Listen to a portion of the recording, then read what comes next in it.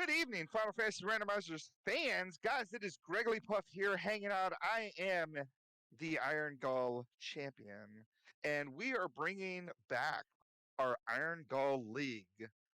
I am hanging out here with Admiral Tryhard. How are you doing today? I'm doing well. I've been slightly dying from the heat, but other than that, it's good. Yeah, no, I hear you. If you're in the South, it's like absurdity No, I'm down in the here. north. If you're in the North, I hear it's also absurdity. So, so Yeah, that's how they get you every it's all time. bad. Yeah. So I just wanted to say right now, we are doing our Iron Gall League thing. It's just kind of something that is ongoing. We are starting season 3 right now. Like I said, I am the champ. I'm just kind of like, if you ever watch WWE, I'm just like the champion. And these guys are vying to become the number one contenders for said championship. So this is kind of an open rumble thing, right? I created these flags for these guys to run. They are going to run it. Whoever wins this match between all, I think, 16 runners that are out there, uh, that person will be the number one contender to my title. And they will give me a flag set. I will review said flag set, decide whether I want to make some changes or if I'm just totally cool with what they send me. And then we will have a championship match sometime in the future. But these flags in particular are kind of wild. We've got a loose canal, we've got a loose ship, we have a loose uh, canoe, and we have a loose floater. So all of our transportation is loose. And in about 5 seconds, these runners are going to start going. What do you think about these flags? I am a big fan of these flags, actually. Like, whenever you get too much transportation too early, that just leaves you with like 7 decisions where to go. Like, do I go to waterfall, ordeals, ice, or volcano? Now, now it gives runners a bit more differentiation based on execution rather than bad luck. Yeah. No, I totally agree with you. Interesting thing I'm seeing here right now. I can't really tell what Hate has going on because he has 4 Mughals in his party. But the big thing that I notice here is that Exit is completely locked out of the red mage. It is white mage only. But I think I saw. No, yeah. So if you didn't bring a white mage along, you do not have a way to get out of dungeons quickly. But we do have heal 3, Quad X, and Bane. It's not fantastic. The heal 3 is pretty good. That's like a pretty good sweeper heal spell. And then you have Quad X, which is the power word kill, that will kill anything under 300 HP that isn't resistant to death. And then, of course, Bane, which is an AoE that does stone poison damage, which will automatically kill any enemy as long as they don't resist that. So it looks like all these runners are heading towards Toph. Not really anywhere else to go but there, and or Provoka if they wanted to. Yep. You see Ruse making it in there first, checking the chest, hoping for that loose transportation item. Now, most notably, you've talked about the spells we did get, but the spells that we don't get, we don't have a damage sweeper spell early Mm-hmm. on, so that could give some runners some frustration early on. Yeah, I'm seeing some wipes coming out of here already. I've seen I don't know what these spiders have, but Oh, somebody. they're poisoned. Oh, is that what it is? I couldn't tell what was going on, but I noticed that people were resetting out of spiders. It looks like we got a pro ring in that top left room there. Yep. Rubes is going to be our first person on stream to take on Garland. Hopefully, he can land a Quad X, which, I mean, the HP is only 100 to 200%. So there was no way Garland was going to roll over 300 HP. So good play there. We got a rod that opens up all of Earth. We got a tail right away. Nothing we need to worry about until class change, or until we get in the air to do class change. Notice something. Everyone's running a fighter here, it looks like. Yeah, I'm pretty sure the fighter here got some really nice blursings. Okay. I'm not quite sure. I'm not quite sure what they are at the moment. Yeah, Of I didn't hop in here right away to see what the 2 blessings and the 1 curse was for the classes. So I'm actually like you. I'm not really sure what happened. uh, It looks the like. one class I do know the blursings for is the white mage has access to Vorpal and extra hit percent. Nice. And It's it gonna does look be like a funny white mage.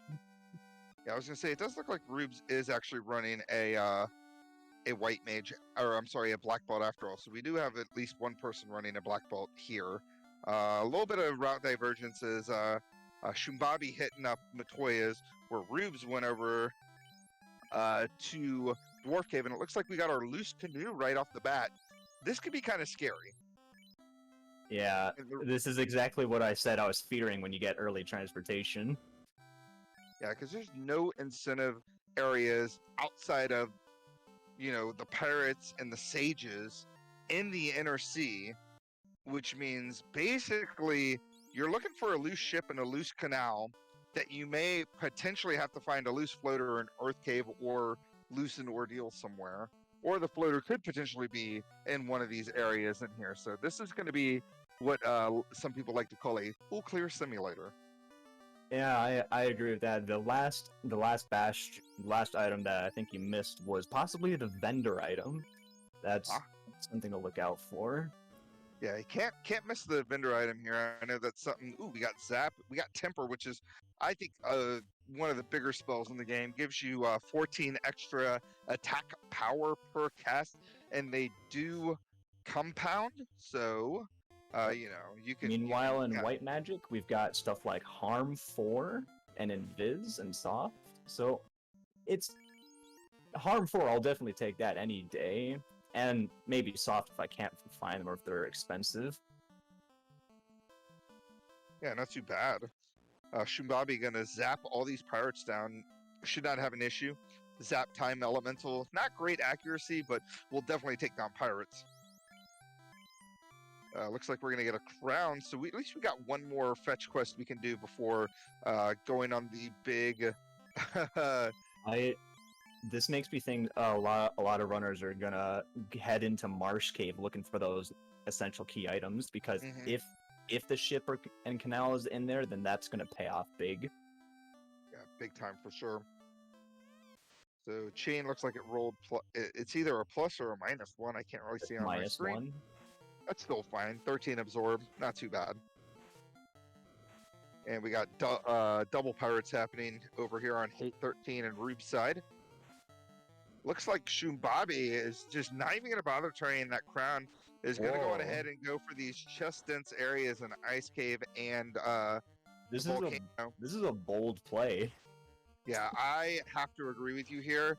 He does have exit on his white mage, so if he does find a loose item, then he can at least exit out of said loose item. But with Zap and Bane going into Ice Cave and Volcano, I am not. That is that.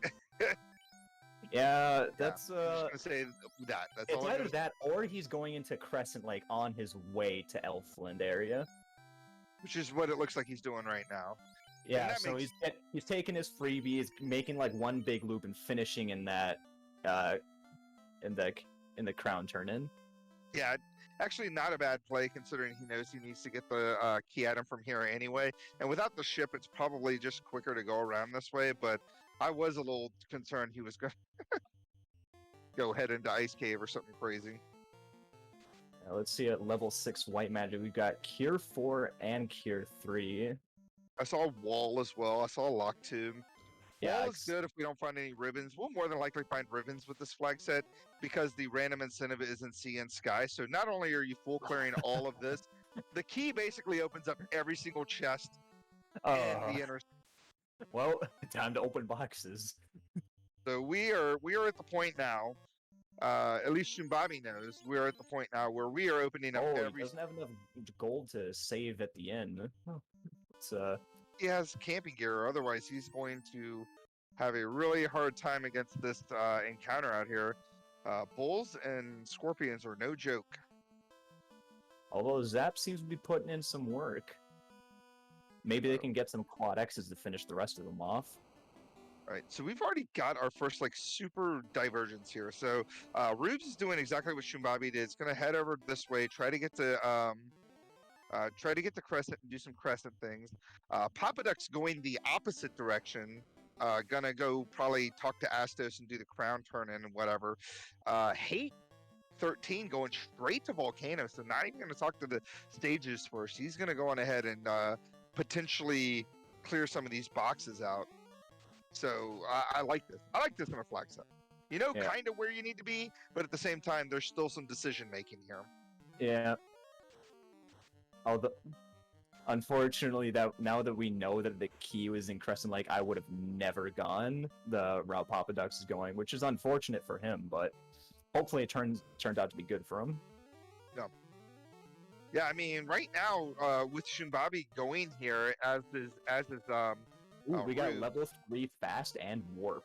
So not having a white mage doesn't seem to be that bad anymore. Yeah. Yeah, so you know, Shumbabi, the only person so far to get that key. I think that's good news for him because if he does decide to go into Marsh Cave, he has 3 extra chests he can check. He can also check a bunch of free chests like these chests here in Elfland Castle. When he turns in the crown, now he can check the 3 chests in Northwest Castle. He can go to Dwarf Cave.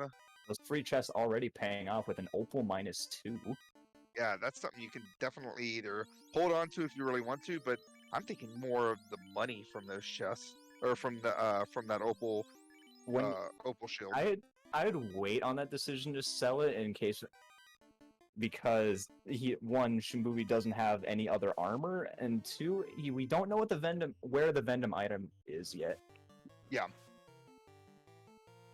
I agree with you here. As Hate's clearing out the rest of this this volcano armor here. It doesn't look like you got a whole lot. You did get what looked to be a flame armor +2, and there's our loose ship. So Hate picking up a loose ship. He playing bold, and he profited. Yeah, so that's 50% of what we're looking for to get out of the inner sea. The other one, of course, is the canal. The floater could still be out here loose in this area and negate both the ship and the canal. You just won't know, but the game could potentially throw the floater out in either loose ordeals or loose earth cave. So who knows where this floater's going to be is all I'm saying. We may need the canal and ship, or we may not even need them at all, depending on where the game decides to throw these things. But Papa Duck's down here in Marsh Cave after, I'm assuming, turning in the crown.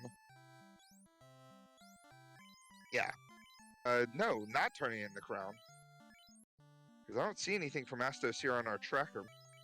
Yeah, I know. Shumbaby is the furthest ahead. And he's got TNT, which is very nice routing. Yeah. The TNT's gonna be good. Although he's going to have to go all the way back to that volcano if he wants that ship. Or hope for something good from that TNT. I'm just more interested in Papa Duck's Marsh Dive, considering he did not take on Astos. He had the crown on him, and he's here now in Marsh Cave instead of at least getting a cheeky Quadex on him. So he was probably interested in those early levels that Marsh Cave provided. Just like getting it out of the way, getting it done, and then you make that fluid motion back up and possibly around, but I don't know. Yeah. It looks like we got a ruby. So there's a ruby there. That's 4 extra chests that we could potentially have our floater in after we get out of this inner sea area. That couldn't have been a defense sword. No, that was a katana +1, I believe. So nothing here. However, there's also a Procate +3 in the Dwarven caves. Yeah, Dwarven locked. Yeah, Procate pretty good. It's the only shield in quotations that mages can equip here, and he has run into a situation. Papa Duck's in a hard situation here. He is up against scums. It's not a scary battle, but they do have insanely high absorb, and they resist pretty much everything except for fire, I think. And he's not going to be able to take these down easily with the spells that he has, and they also have a skills list. Ooh. So this could be scary. This might be the end of Papa Ducks here in Marsh Cave. Unless he gets some crits. That fighter crit did one in, but the three of them are still sitting there. Yeah, but it looks like his fighter is stunned from Dazzle. Shumbabi clearing out Canaria locked here. Not finding anything he wants here. So Gonna do Toph locked. Although I'm not sure I would have reset out after finding 5-digit gold from Corneria, especially considering this is still kind of early game. Well, and he has a white mage. He could have easily exited out and then saved the game and then kept all that money. But, you know, again, when you're in the heat of the moment, you're just trying to go quickly, it's hard to just, you know, sometimes you'll see things in chess. You don't see a ribbon or something that's top tier, S tier gear, and you're just like, all right, I'm out of here. Yeah, I get that. I usually I play in my races to just minimize risk, because I've tempted fate before, and fate has not been kind to me. Yeah, I'm not sure what happened over on Papa Duck's side, but it looks like he's outside of Marsh Cave right now. His Doesn't HP seem that looks pretty good, but I don't know if he got out of there or not, or if he just wiped, because that was a pretty scary battles in there. We could probably, if he ever goes into his menu, we might be able to see his spell charges, which could say a lot. So Hate, our only person on stream right now who has a ship, he did an early volcano dive onto the armory floor, found one of our loose items, our other loose item being the canoe. So he's got a ship. He has, like I said before, he's got kind of what he needs to get out of the inner sea. The only thing he's looking for right now is a potential loose canal or a potential loose floater in the inner sea. Now, more than likely that floater is going to be outside of here, especially since we've seen pretty much all the chests outside of Lower Volcano and Ice Cave. Yeah. However, the Lower Volcano and Ice Cave still have plenty of chests for some ridiculous items to be in there. Mm-hmm. So it looks like Papa Duck's now remembering he has the crown. I just don't think he remembered he had the crown. I think he might have forgot. That seems to be a walk of shame that you forgot the crown. Yeah, because he was heading over towards the stages and realized, there's one thing I totally forgot to do, which is what I mentioned earlier. Like, I can't believe he hadn't talked to Astos yet. So he's heading over there now. That's the other big issue with not doing Astos right away, is you kind of forget about him. It takes like 10 seconds to do if it goes smoothly, and then you're just out of there. Yeah. The Rubes, you know, getting those items out of there. Toon Baby has found quite the tile with Gurnagas and air elements. Yeah, not great considering what they have in the way of killing them. Now, this is actually kind of scary. So we have no way to kill these things, right? As you can see, he was throwing Confuse out. The only thing you could do to potentially get rid of these airs is Zap. Zap might land time elemental wise, but this is a tile that is blocking 3 chests that our potential canal / floater can be behind. Yeah. As you can see, that's why he's hanging out here, just trying to get through these guys. Luckily, he only got 1 air here, so he should be fine to kill it, and then check these last 2 chests. And then, because he does have the white mage, he can warp out of here. The airs seem to be a little bit on the tougher side as well. Yeah, so it looks like a lot of the runners are doing a lot of the same things here. Is Hate checking all these key lock checks here. Gonna find these unrunnable air Gurnaga things. Rubes is coming around this way, but I don't think he did the he doesn't. No, he does have the key. So he's checking key lockdown here. I think the only person that hasn't made it over the stages yet is Papa Ducks. Yeah, it's likely those. I believe they're were they oozes that stopped them. It was the scums. Ah, right. Ooh, and airs have what appears to be stun touch. Because Shumbabi's fighter is stun locked here. This is no good. is Paradox. Fortunately, TXS is the pointing out white in the mage chat. with the extra hit percent did deal the final blow. Yeah, unfortunately, didn't really get anything from it except for those houses. But again, Shumabi bringing the white mage along, being able to use the exits, not gonna have to walk any of that stuff out, and can exit out with anything that he finds that he wants. Yeah. So Toph seeming to be a big dud. That means that item somewhere blazed by fire or frozen by ice. Yeah, I mean the only places that Papa Ducks couldn't get to, obviously he didn't have the key at the time, so he couldn't do Keylog Marsh, and I don't know if he was able to make it to that top right chest in Marsh Cave on the floor that he was on before he hit those scums. But outside of that, yeah, I mean, what we're looking for is either in, like you said, Volcano or Ice Cave, and we've already seen where the ship was. It was on that first floor of Volcano. Now it's just down to where the canal and the floater are, so that these guys can get out of this area and into the air. Now, if you're in this situation, like you know that the possibility that the floater could still be in these chests, like after you find the canal because it's loose, would you stick around and try to search more thoroughly for it? Yeah, for sure. I'm always searching for something.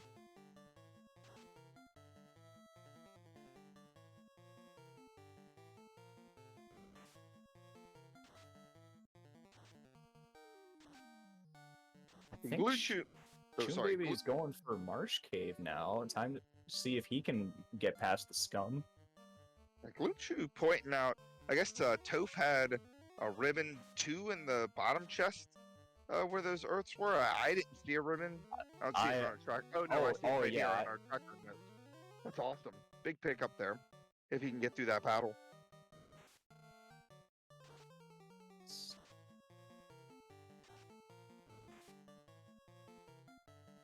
Yep. I guess Toph wasn't a dud because those ribbons are gonna be coming very handy. Yeah. All right, so Shunbabi gonna head into the bottom of Marsh here.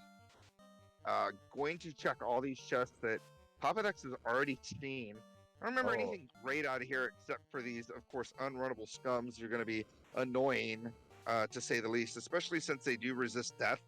So just throwing out Quad X is not going to work. Zap is really where this is going to, like, do things. All right, if there's a better time to pick up Zap, it's when you're up against these, low-level enemies that resist death elementals and all elementals. Yeah, that's news to me. I was just like, no. With all of the resistances, I didn't think twice about Zap. Yeah, so the only enemy in the game that resists time is Chaos. But Zap also has a pretty low accuracy. So even certain enemies that don't resist time, you're not going to be able to land a Zap on them for the most part. I mean, it'd be like a 3 and 256 or whatever. Yep. But these low-level enemies, like these scums, yeah, you can definitely Zap down.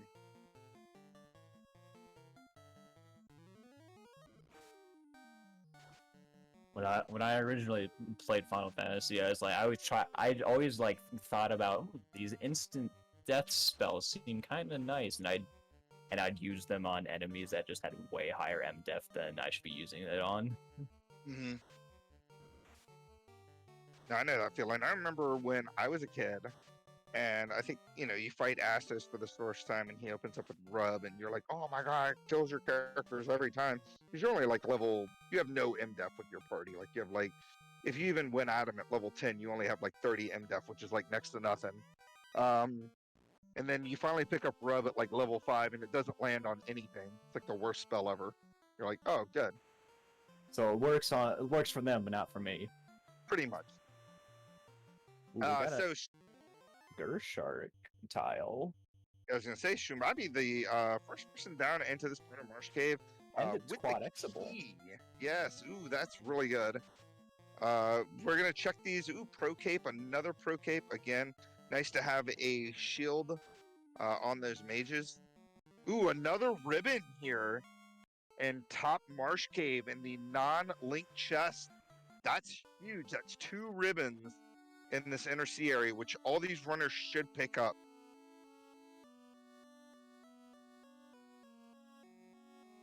Yeah, these runners are gonna start feeling. They're gonna feel safe in terms of like status effects in the near future. Because you just have your 2 most important characters up. You have them with ribbons.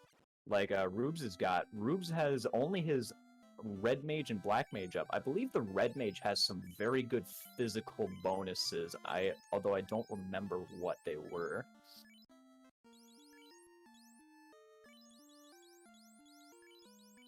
Yeah, I kind of wish we had been able to check out the Blursons just so we can know what they were on each class.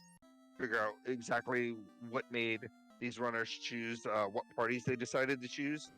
I'm just more interested to see what Shumbabi finds down here. You know, if he accidentally hits the blind pile, that's not good. Unless he has a way to take him down. I mean, Zap's going to be okay here, but you want to have fire. Okay, so didn't find anything really exceptional in these in the key lock tiles, which is good for Papa Ducks because Papa Ducks didn't have the key when he came down here. Therefore, you know, he's never going to end up back down there, and he doesn't have to worry about going back down there. Papa Ducks, meanwhile, finding this pro cape, the katana. Although I don't believe he has a thief. No, he's running a lot of mages. I think the only person running a thief right now is Rubes, and unless he read the flags properly, I mean the katana might be good for him. Normally in FFR world, your black belt has gets MDef at 4 per level, and then the master would only get 1 MDef per level. Well, we decided to go with what we assume the devs actually meant to do, which was to give the black belt 3 MDef per level and the master 4 MDef per level. So that's how the MDef is set now. Back in the day, you would just never do class change with your party. Now class change at least has some sort of like benefit to it. So now may do class change.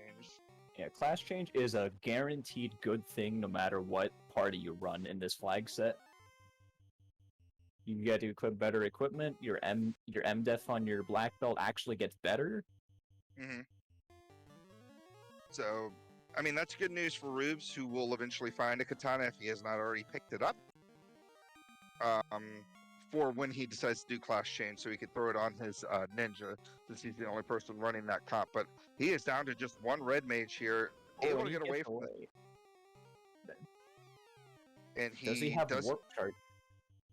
I cannot see. I hope he has warp charges. It doesn't look like it because he's walking out of here. He might be checking the last treasure chest, though. I thought he had warp charges. Yep, he's checking a chest. He has warp charges, okay.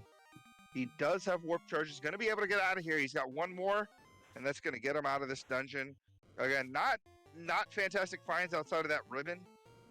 But you know, it was a good play on his part to come in here 2-man with the red mage and the black mage. So yeah, he's got to feel pretty happy that he's just out of here. So everyone clearing Marsh Cave. Shumbabi getting that 2nd ribbon for himself. He's got to be very happy about that as well.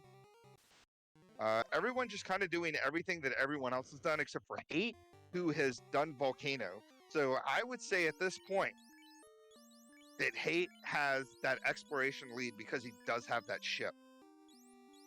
That ship is also is just general time save when you're stuck in the inner sea, because you just sail directly to your destination instead of walking all the way around the continent. Yeah, one thing I like that Hate's doing now, he's utilizing some of our quality of life things. If you press select on an item in your inventory, it will tell you exactly its absorb, evade if it's armor, and its its attack power, its hit percentage, and crit percent. if it's a weapon. So I liked how Hate was doing that. He had a bunch of stuff in his inventory. Blursus can make things all kinds of weird and stuff, right? But Yeah. he was using that to his advantage to try to figure out, of all his weapons, what would be the best to put on his fighter here. Which, of course, I have no idea what's going on with this party. Again, looks like he named them Fight, White, and then I couldn't see what the other two were named, and I can't tell the difference between any of them because they're all Moogles. Okay, so we've got Teeth, Fight, White, and BLM. Oh, Black Mage. Okay. Yeah. So we got a Black Mage, we got White Fighter, and I'm assuming Teeth has got to be a thief. He brought a thief Yeah, along? it's just Thief. Okay. So I appreciate him for at least naming his party his actual party members, so that I can figure out what's going on here. Because I was definitely struggling with a bunch of tiny Moogles on my screen. Right, looks like Shubabi is going to head over here to Volcano and is more than likely going to pick up this ship that Hate found quite a while ago. Yeah, I can't see him possibly skipping any of the chests on the second floor. Despite the ship not being in like the main armory section, it's not too far out of the way to check all of these chests. Yeah, plus, I mean, in this flag set, until you find all 4 of those loose items, you were not skipping a chest. So... MTI in chat wondering which of these fine runners is the current Irongol Heavy Metal title holder. None of these runners is that title holder, because it is I, Gregory Puff, that is the current champion, and I am watching all these rumblers vie for the #1 contender spot to take on me for my title, as Shumbabi and Rubes now in Volcano going to pick up this ship. Yeah. More than likely, they are going to find this ship somewhere on this floor. We know where it is. Yep. Now, for those who do not get the #1 contender spot, they can challenge those above them to try to rank up to that spot. It might be a more arduous process, but there is a chance for someone to climb the ranks to challenge you. Am I wrong about that?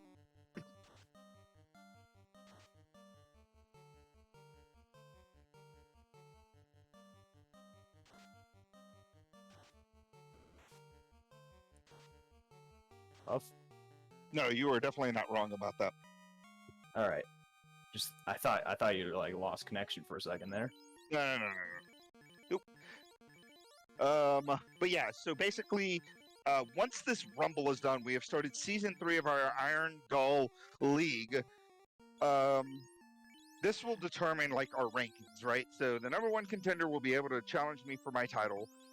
Outside of that, anybody that's below the #1 contendership will just take on other people in the rankings to try to obviously move up in the rankings so that they can potentially be the #1 contender for the championship. Right. Is it just one race and your rank instantly goes up, or how does that work?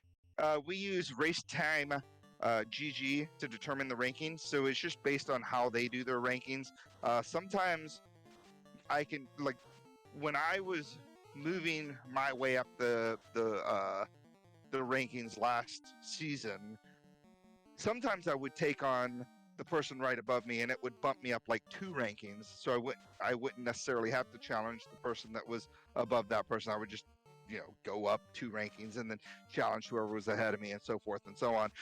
And then eventually, as long as the #1 contenders are challenging the champion, then you'll eventually become the #1 champion somehow, some way. As long as you're just out there participating, throwing out some flag ideas, challenging people and stuff like that, you can potentially be the #1 contender. Yeah. You obviously have to, win races. Yeah. It's not only about winning races, but also just like from what I hear, this whole Irongol League just rewards more and more participation in the community. So it's a really good idea to get active racers within the community. Mm-hmm.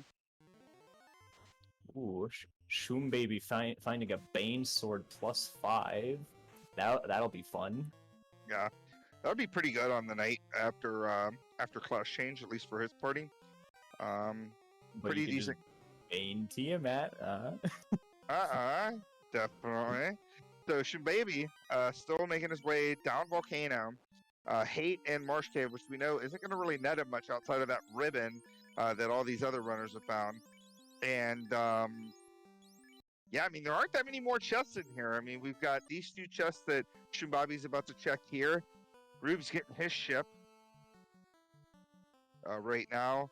These two chests here, there's two chests in the Agama floor, and then there's one chest right before Carry. So not that many chests before we end up having to go into Ice Cave to potentially hunt down that canal / floater. All right, so our restreamer, Sunflash Rune, hooking us up with the information on the blurses here in just a sec. So we'll get all that information to you guys since we missed it earlier when we were getting in the room. Yep. So just sit tight, and we'll figure out some of the reason behind why these runners chose the party members they did.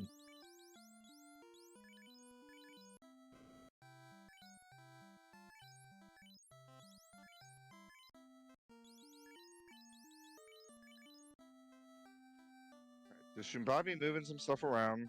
Got a flame shield. Just a lot more of this night gear here. Mage fighters, unrunnable. Now, this is one thing a lot of people kind of took for granted during our spring tournament this past year that just ended, is we had all unrunnable during that spring tournament. So you never had to worry about anything being unrunnable in the game. And now we're just back to the shuffled unrunnable tiles, or just encounters in general. And as you can see, this is blocking not only these chests here, but it's going to block the next set of chests because it is on a spike tile. So these guys are going to have to use their limited resources, these quad X's, these lit 2s, lit 3s, so forth and so on, to try to knock these things down to get through these so that they can actually check these chests here. That is certainly going to be scary, because I assume a lot of these runners are going down with the intention of killing Carrie. Yeah. And considering Shimbubi's party is at level 13, that's going to be a scary endeavor, especially on low resources. Yeah. So this is kind of one of those situations. Yes, Volcano has a lot more chests to check here, but you're going into Volcano without a way to kill Carrie, right? These guys, I don't know. I don't remember what his fighter is wielding, but he doesn't really have a way to kill Carrie. And Carrie is going to have between 600 and 1200 HP. So yes, the quad X you could potentially land if you can do enough damage and Carrie rolls low enough. But if Carrie rolls higher than like 1000 HP and you're not able to do damage on her, that quad X ain't going to be much of anything. We do have Confuse, however, which could land on Carrie because she is. We also have a Bane sword. Well, yeah. We've got meme strats. Yeah, the Bane sword's about as it's a little bit more useful in Tiamat. Let's just put it that way. We got our canal, the canal in the Volcano incentive slot here. This is big time. Do you go to Ice Cave looking for a floater, or do you go and kill Lich and potentially find the floater on the way there? What are we thinking here? I mean, again, this party is only level 13 for some, up to 16 for others if they're running 2 or 3 man strats.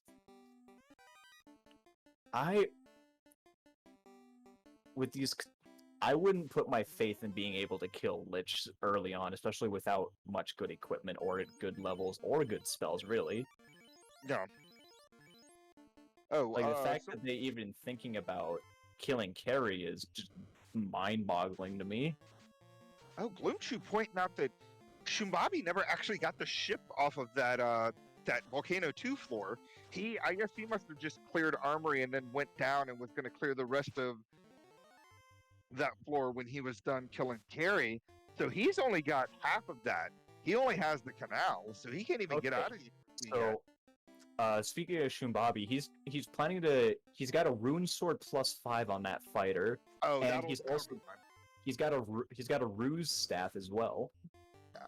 He's fine against Carrie. I didn't realize he had a rune sword +5. That's gonna do enough damage to Carrie. He should be fine here. I think he's got tempers as well at level 3 or 2. He's I don't got remember tempers which. and fasts. Yeah, he's gonna be okay here as long as he can, set himself up for this battle. As he throws a temper out here, it does come out. Bane Sword's gonna miss. Carrie not doing enough damage there, only like 100 HP. Yeah, Fighter, with some heal 3 charges, it'll be fine. yeah, he's gonna be fine here. As he Or no heal 3 charges. Red Mage going down after a big old hit from Carrie. Goes to show you just how much more absorb the fighters can have versus your mages here.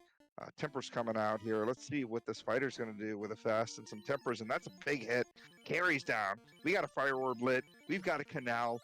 Shumbabi needs to go back into Volcano to get that ship, and he'll be in good business here, as Rubes is going to find his canal here in just a moment. And I know he grabbed the ship out of here. Okay, he's going back into the volcano. Yeah, so things were about to get spicy if he didn't. Yeah, so he should be in good shape here. In about a few minutes, he will make his way over to that hairpin area to get the ship. Rubes getting the canal. Hate is on his way down to also get the canal. The only person that really kind of needs to hit the gas here is unfortunately Papa Ducks. Just getting hung up in that marsh cave. And Papa Ducks does have. Wait, no, he does not have. That's the bridge on his tractor. I thought that was canal for a second. Whoops. Yeah, he's just got to get in the volcano. Luckily, volcano is the play, and it's the normal play. It is the play that you think of that is going to be the play. Ooh, Rubes, I did not realize was just down to a red mage and a black mage here. Using the same strat, should have the rune sword like you mentioned. Gonna have the ruse stick. Gonna have tempers. He should be fine here. As long as he gets decent enough turn order, that red mage should be able to take Carrie down with no issues. Yeah.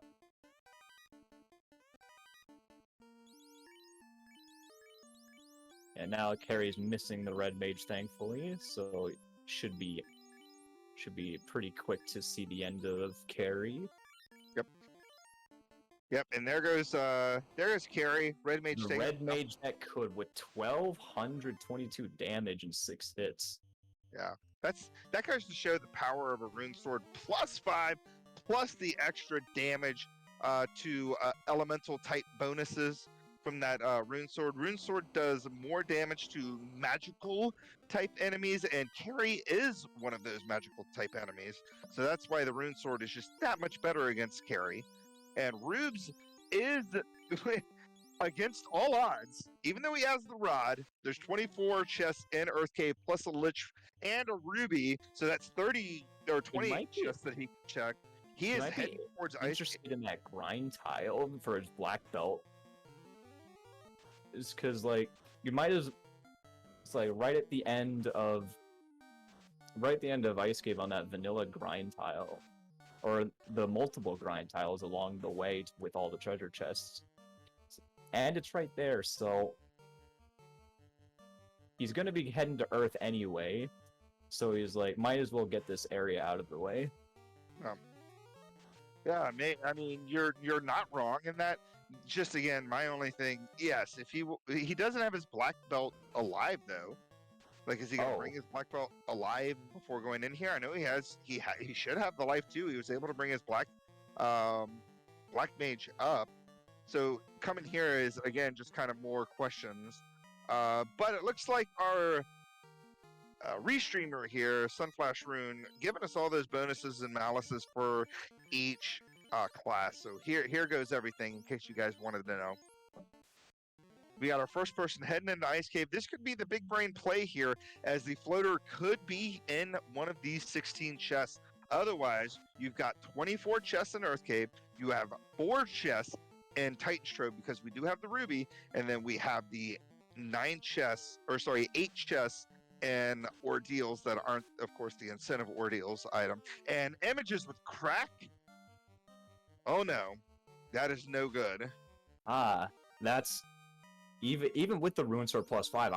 I was genuinely surprised. Like the red mage, he hit hard and he was tanky, and that's shown by his bonuses of +40 vitality, +20 strength. Yeah, that plus 20 strength is pretty good. That's like a temper charge. So that is not bad. Yeah.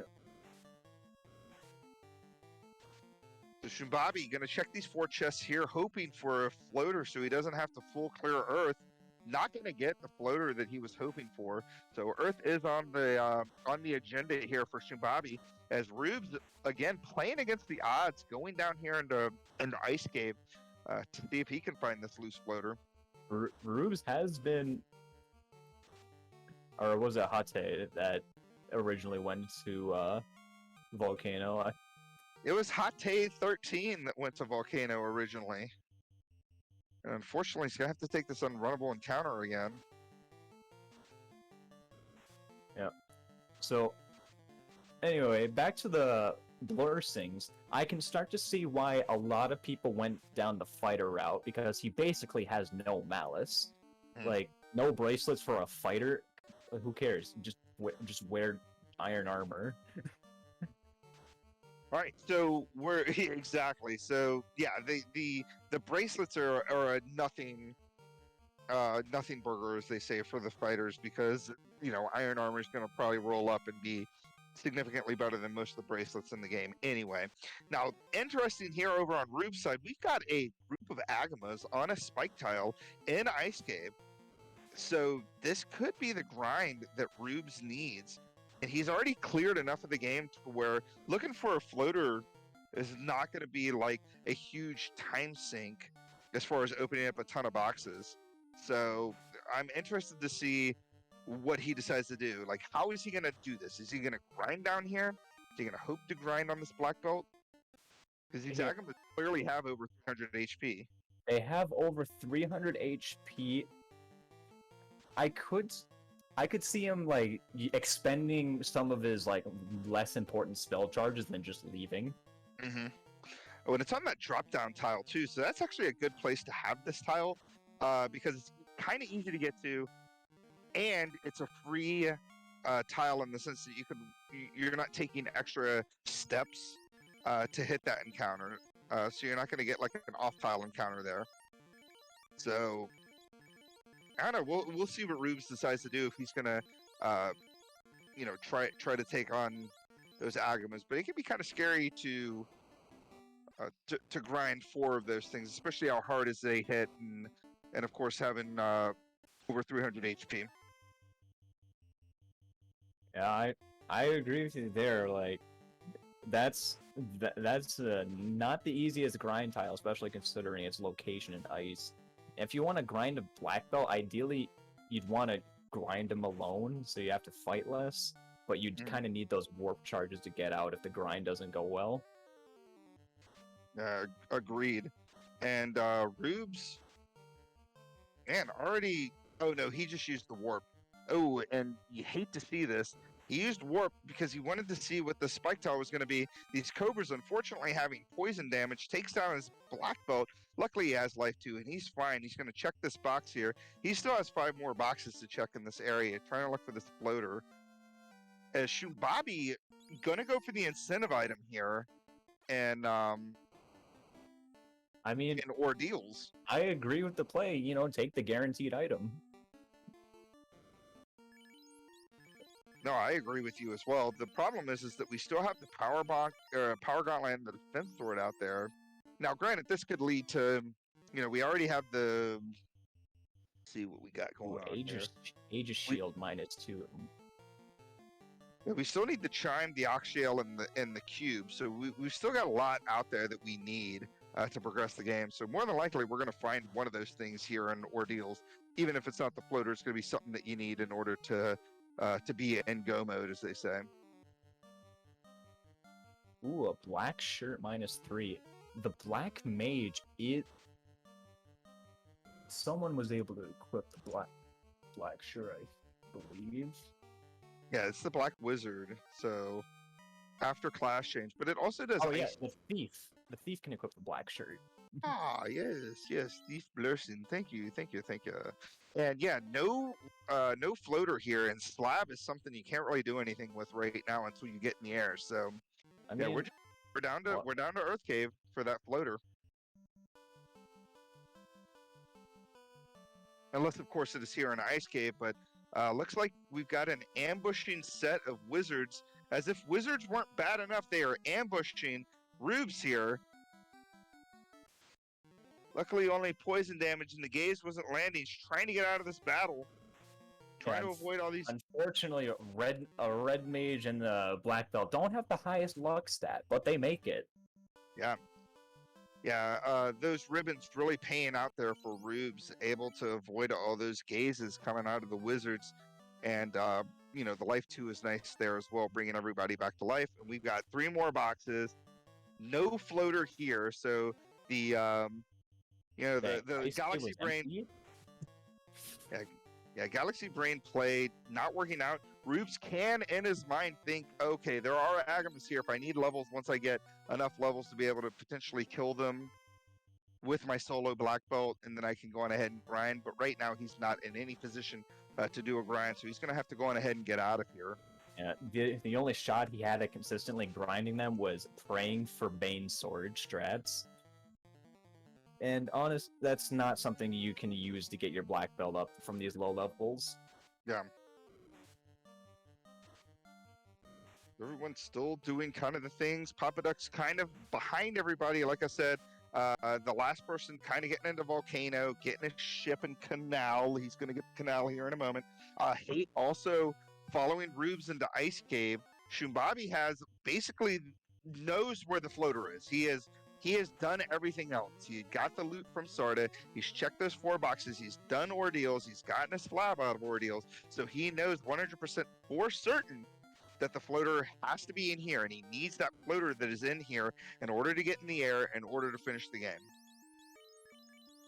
Shumbabi, checking some spike tiles around the chestmate, hoping to get possibly some easy levels.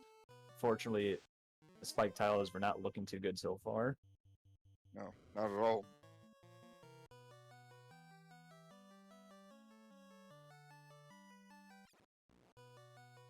All right, clearing out Earth 1, getting pretty much nothing in Earth 1 as he continues on. Papa Duck's gonna check this room. We know the Canal's in here, and we'll see how his carry battle goes. He'll be the last person on stream to light up an orb, as Shumbabi is in Earth Cave. Rubes and Hate are trying to put the pieces together, as Hate is in Ice Cave, and Rubes has already done Ice Cave and is heading over to do the other things that Shumbabi has done. Yep. So from the looks of this, if Shumbabi never goes into Ice Cave, he has a very decisive lead so far. Yeah, I don't see a situation in which Shumbabi will go into Ice Cave. There was nothing in Ice Cave that he needs. He's not running a black belt, so he's not even going to really need this Agama tile. So he has really saved himself a lot of time by avoiding Ice Cave. He just played the numbers, knowing that there's only 16 chests there, decided not to go there and do some other things.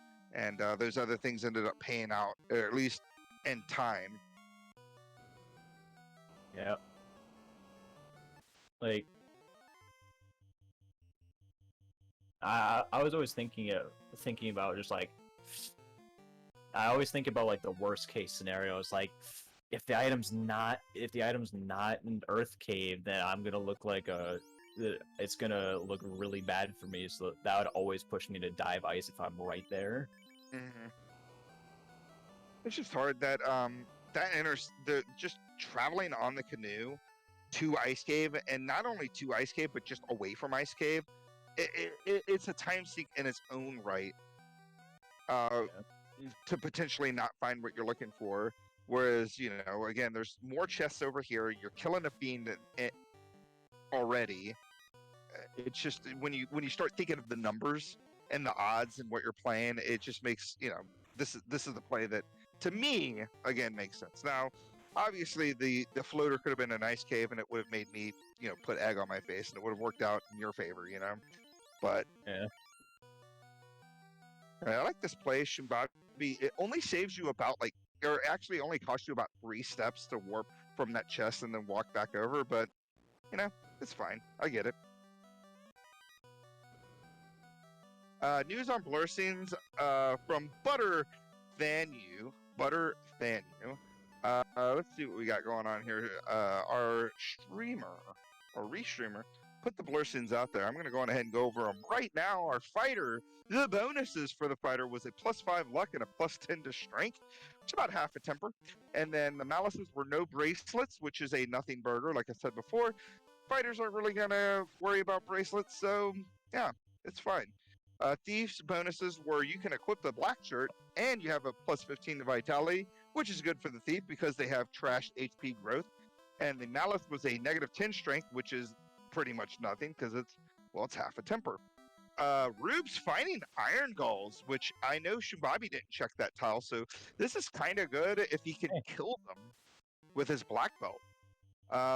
Black belt's bonuses were red mage armor and thief luck. The malice was a -15 vitality, which kind of stinks because that's just less HP that the black belt can have once you're done grinding it. Red mage's bonuses are a 40% or 40 plus vitality, which is pretty huge, and a 20 strength, which is about a temper. And then the malice is, of course, only being able to equip thief swords, which it's fine. The same as red mage anyway, right? Yeah, I mean, you just can't equip like a sun sword and an ice sword, but outside of that, it's like it's negligible to say the least. Speaking of sun sword, Shumbabi found a sun +5 in Earth. That'll be a good sword for a while. Yeah, that's gonna be good against any. Oh, and there's our floater in the Caleb room on Earth 4. Caleb likes to call this the Earth Armory. He will always check this, so this is a big pickup here. Shumbabi getting all the pieces together is going to finally be in the air here in just a moment. Yeah. Like I said, and lastly, White Mage's bonuses are a +15 to hit percentage and a plus Vorpal, so that White Mage not only get an extra hit percentage, but can can equip the Game Changer, but the Malice is a -10 strength. And then the Black Mage gets a bonus. They can equip the Defense Sword and gets an extra 30 HP, but the Malice is a -10 to hit percentage. And holy moly, that was a lot to say. Maybe some. You know what? I'm going to go on ahead and copy that, paste it back into chat because that was a lot for me to say, and maybe somebody else. Thank you for saying all of that. Meanwhile, this looks like Rubes is taking on the Iron Golem grind in the Iron Golem Heavy Metal Championship. So I am happy to see that. That feels pretty good. You like to see something like that, But Iron Golls, interesting. I didn't see what they had. They can be kind of scary because they have really high absorb, and basically they're the kind of enemy that you can only really take down and if you're hitting crits, and you're not really getting you get decent enough crits, but with the Rune Sword +5, that extra crit rate from the bonus, it's pretty nice. Ooh, and there goes his black belt. That's not the person you want to see go down here. That's almost the other thing about these Iron Golem. It's so hard. But luckily, he does have Lit 2 and Lit 3. They aren't weak to lightning, but they don't resist lightning, so they'll do a little bit more damage to that spell. And then, of course, Zap will work out okay as well. Yeah, but it looks 3 is one of my favorite average sweepers because not a lot resists lightning. Yeah, very true. Very true. You're the old tried and true, just zap them with electricity. Yeah, Papa Duck's doing the things that we mentioned earlier, finally getting that ship in the canal, but unfortunately going into Ice Cave, so it kind of put himself that much further behind here. Yeah, Papa Duck's has accidentally dug himself into a hole. He made bold decisions different from everyone else, and it's just not paying off for him.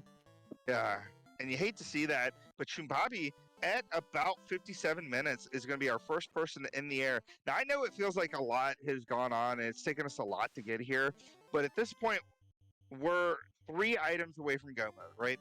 We are a Chime, a Cube, and an Oxyel away from Go mode. And I mean, there's only a And amount of and places to go to Bobby get those going things. right to promote. Yeah, I don't blame this play with this particular party. May as well go on ahead and equipped all that new fancy gear that he's picked up. But so we have waterfall. We still are looking for the vendor item, and then one of those things is going to open up a dungeon, whether it be sea shrine or sky, and then there is a loose item in those two dungeons. So yeah, I mean we've still got a lot going on here, trying to find the pieces to get us in go mode. Now with that promotion, just overall, just everything's gonna turn out to be better. Like we've got the Night rocking that Sun Sword +5. We've got Aegis Shield, Opal armor. So much good equipment that was locked off. Now becoming a big part of their inventory. Yeah. And I'm noticing over here on Rube's side, he has got some serious levels on that red mage. It looked like the last I saw, he was level 27 on the red mage. So he's getting to a point now where even a 2-man grind here on this Irongol tile is going to be pretty nice. I think he's trying to get rid of that black mage, which he finally did. Yep. And is going to be able to like really start, getting those levels up there. It looked like Biff just hit 28 if I saw that correctly. Now this battle could be scary here, because these Iron Golems hit pretty hard. Considering he's been in this grind for quite a while, and apart from his black belt dying once early on, I haven't seen anything too bad happen. So I think it's not too late for something to go wrong, but I'm starting to feel confident that this grind is going to go well for him. Yeah, our tracker helping us out here, letting us know that we got the adamant from the slab turn in. So we'll see what that turns into and see what doors that opens up here for Shumbabi. Is he still the only person in the air right now? But it does look like Hate is in Earth Cave, so he's going to be finding. He will be finding that floater here in just a little bit. Rube's doing his grind. Not going to be in the air anytime soon, but at least going to get this grind put together for his black belt comp. And Papa Duck's still trying to, again, get those, decide where he wants to go with his party. If he heads into Earth Cave now, he'll be just behind Hate, and then eventually in the air at some point. Gaia has gold +2, so that's nice to see. So you got an Opal Mines 2 and a gold +2 for your mage armors. And there's our vendor item, the Oxio, for what appears to be about 39,000 gold. Able to pick that up, has enough money there. So there it is. That gets us into Sea Shrine. Yep. So we've got Shumbabi here with an exploration lead. However, Rubes does have that black belt.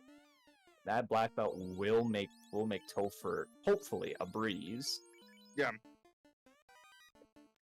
Yeah, I mean the enemy stat scaling is only 50 to 200%. The HP being 100 to 200% will mean that his black belt will be able to do the damage quicker than a fighter. And we haven't seen like a real good end-game weapon for the fighters. Like, yes, we have seen Sun +5, we've seen Rune +5, we've seen Bane +5, but we haven't seen like the big hitters like the Vorpal. We haven't seen the Excal. We haven't seen the Massa yet. So these more levels Rubes is picking up is giving him just that much more of an advantage. Oh, I think he's ready to do solo black belt. He is living dangerously as he has no health on that black belt. Ooh, a lot of lot of EXP there on that black belt, but he's only level 30. I'm not sure I would have been too comfortable. And there is that a ribbon? Is that the third ribbon? I completely missed it. I also missed it. Earth Cave earlier, but yeah, that looks like a ribbon in what we like to call the Asher chest. Apparently, Asher defeating Edgeworth last year in a race because he checked that room and was able to get like a good weapon or piece of armor or whatever. And so now it is called the Asher chest, and looks like it's paying off again for Hate here as we get a third ribbon on his side. Oh, it looks like Rubes, once that red mage went down, he just abandoned the grind. Yeah, I like the play here. Get out of here. Get your key item. Um, the His only thing black I belt is don't level 30 right now, so he's gonna hit 32 before Topher. That would be yeah, nice. the only thing I don't like about this play, and this is why I don't like to grind that tile until I cleared this floor, is he could potentially wipe trying to get through ordeals because he doesn't know what's on these tiles. Like we know what's on the tiles, and he should be fine, but he doesn't know. He could have hit an unrunnable like Badman encounter, and it would have been ugly for him. I mean, these gargoyles could have like stupid spells that could wipe him. Who But knows? Run into Argoyles with nuclear. yeah, and blink and you miss. I've been too busy looking at Rube's screen. Blink and you miss it, and apparently Shumbabi has already gotten the crystal out from the robot. So Yep. I mean, he is just moving along here as he's in Sea Shrine right now, looking for the loose item in here. So with this flag set, right? We talked about loose items and blah blah blah. So we were talking about how the floater, the canal, the ship, and the canoe, floater, ship, canal, canoe, were all loose in anywhere. Now, once you get here, once you get to Sea Shrine, the incentive item is in a random box inside of said dungeon. So I'm saying loose item. I'm saying it incorrectly. I mean the incentive item is in a random box in here. So they are looking. So what Shumbabi is doing right now is he is looking for an incentive item in a random box here in Sea Shrine. It is Yep. in Sea Shrine somewhere, and that is what he's doing. It seems Hopefully that he is doing what most people do. He's running down Kraken's side first, hoping that it's along the way to Kraken, because you've got your 3 ribbons, you've got a Sun Sword +5, which is passable on the fighter for sure. Ooh, I like this play by Rubes. Kind of knows the Iron Golems are there, but knows he can actually get a free grind from these Zombies. It's not nearly as good of a tile as taking on the Iron Golems, but it's a heck of a lot safer. It's a So lot safer because you're not relying on crits and they're not hitting you for 100 damage. yeah, and he's getting 8,700 per 4 Zombies. I And believe that was Blake, 6,700, but oh, yeah, is that what? yeah. Well, Blink and You Miss It and Hate has lit up his second orb, and he's got his floater, and he's going to be in the air about 10 minutes behind Shumbabi.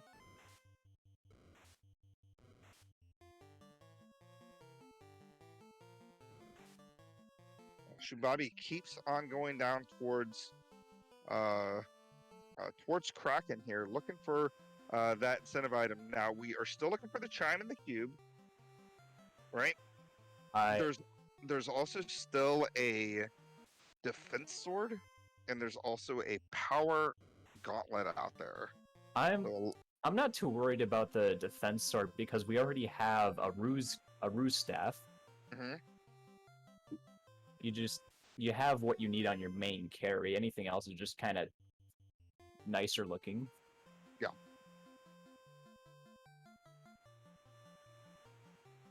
Yeah, Shumbabi just trying to pick up levels along the way, using these Thor hammers, his Lit 2s, Lit 3s, and stuff like that. Like you said, that Lit 3 is doing its business, doing what it needs to do here. Yeah. He got the floater. Why? Oh, I guess he just feels it's quicker to check this by boat as opposed to getting in the air and then walking across that kind of swampy area to get to ordeals. So I guess he's going to do this first before actually getting in the air. Which it makes sense. It makes enough sense to be viable in the heat of a race. Yeah, so Rube's done with what he needs to do. Looks like he's going to go to a 2-man strat here. He's going to run a Black Belt Red Mage party. I am a big fan of running 2-man strats. Yeah, especially since he stopped at level 30, he knows he's going to have to get his levels along the way. The only thing that stinks about it is that, well, he has to get his levels along the ways, which means he still has to take encounters, still has to kind of gain levels. Whereas if he was able to get to 42, he would just run away from everything. And even the unrunnables would probably run away from him. Yeah, that certainly makes sense. Unless he is going to play it risky and try to go for 32, then he could just be a bit selective about his encounters. Be like, oh, this is a juicy one, then only take those. Yeah. I mean, he'll definitely get to 32 with this party as long as he's Oh, taking some encounters Shumbayabi along the way. finds neutral Masamune. Ooh, I didn't even see that. Where was that? In Sea Shrine? Looks like it's in the dang dang room here. So yeah, that's awesome. Finding a Masamune. Yeah. Now with that, the fighter also is extremely viable. So that big black belt grind that Rubes is just doing, it kind of reduced its value a little bit. Although for him, it's still an extremely big asset. Yeah. No, I mean Shubabi got what he needed from that. Like that, if you're looking for a weapon, that's the weapon you want to see. You've already got a roost stick. You know you're going to potentially find a power bonk. You've got tempers. You got fast. He just needs maybe like level. Let's see what his. Let's see He's what the. level 20 on the fighter, I believe. Yeah, if he dropped like maybe down to like a 2 or 3 man, he could get to level 24 by the time he's in Topher, and he should be fine even with the with 100 to 200% health on bosses. I mean, he should be good to go. So that's got to be very relieving for him to see that Masamune where he found it.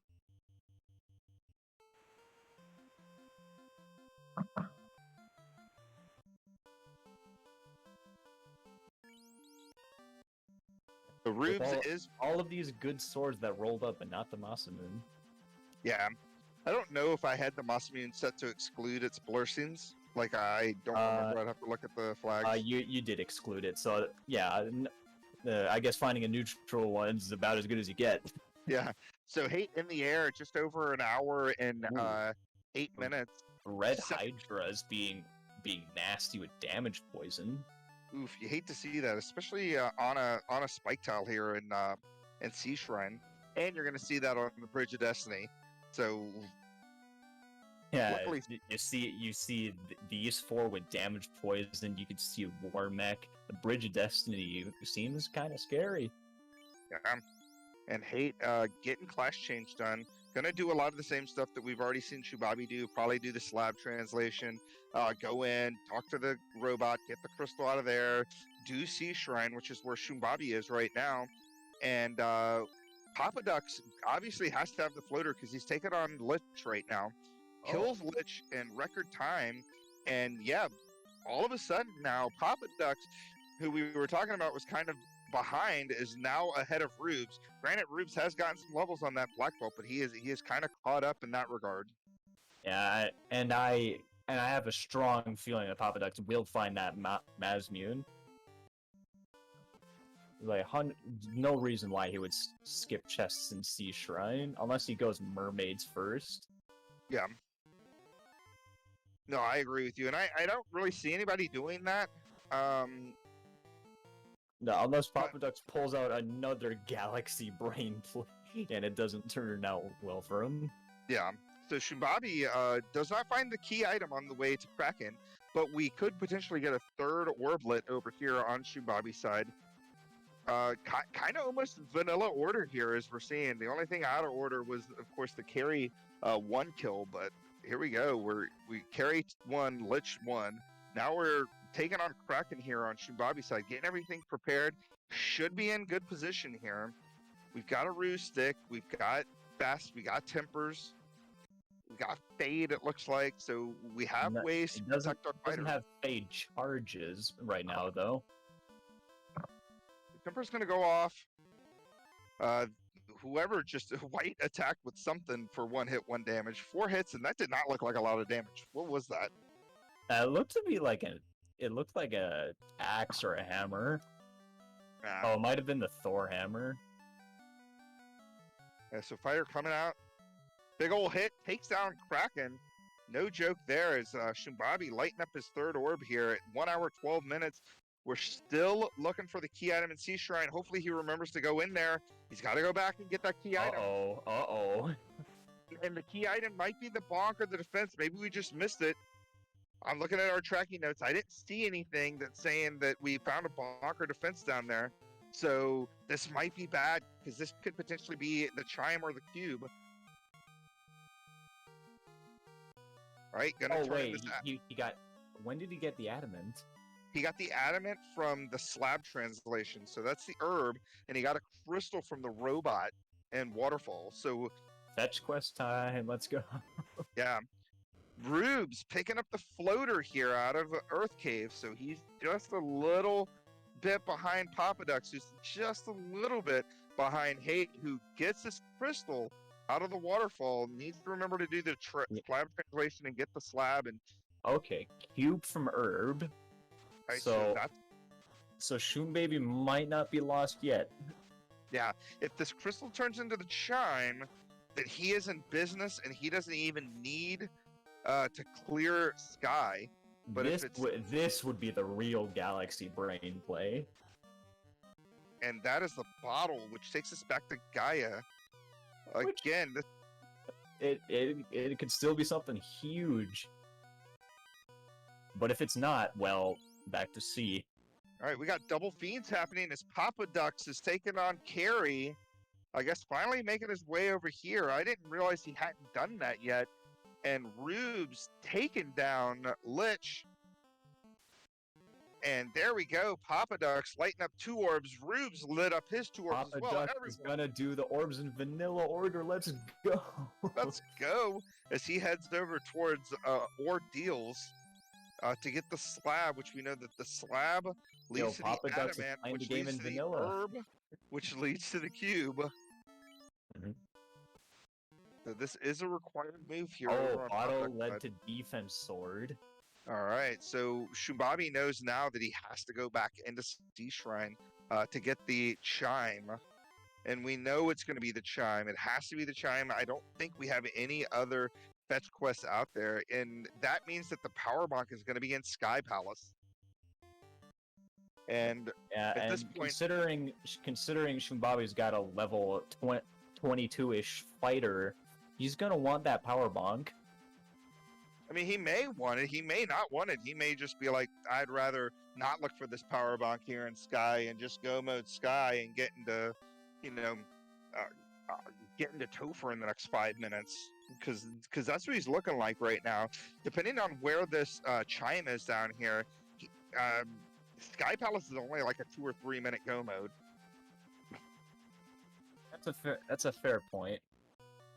Especially like you said, if he's in his 20s, he's not going to need it. I saw level 17 something, so he may need levels. That was some of his other party members.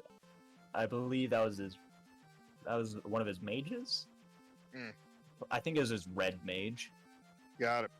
So Rubes in the air now, last person in the air, but of course he has that like level 30 black belt, so he has the level advantage at least when it comes to that. Doing some other stuff, doing some other turn-ins. Hate's doing a lot of the same stuff. These guys are basically all doing what Shumbabi has already done. Yeah, trying to get caught up to him. Shumbabi has paved the way for us as commentators to know where stuff is in terms of exploration. However, runners like Rubes has got their own advantages, like that black belt. Yeah, so right now it looks like the only thing that really wasn't required here so far was the waterfall dungeon. The waterfall dungeon, the only non-required location. The ice cave also. Well, yeah, I mean, as far as incentives are concerned, but yeah, the ice cave was not required. So let's see if the mermaids have that shine that we're looking for. As Shumbabi's down here.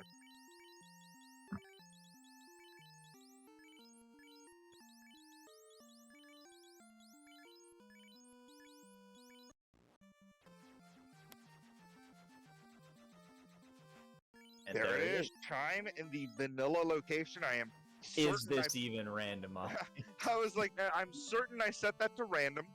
So I am lost by the fact that the chime is in that box. It is random. It landed in vanilla.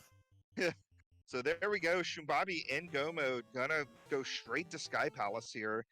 As Mirage and then end up in Sky, or was gonna go straight there, but who knows where Shumbabi's going at this point. He might be dropping by some shops, getting himself prepared. Got it. That makes sense.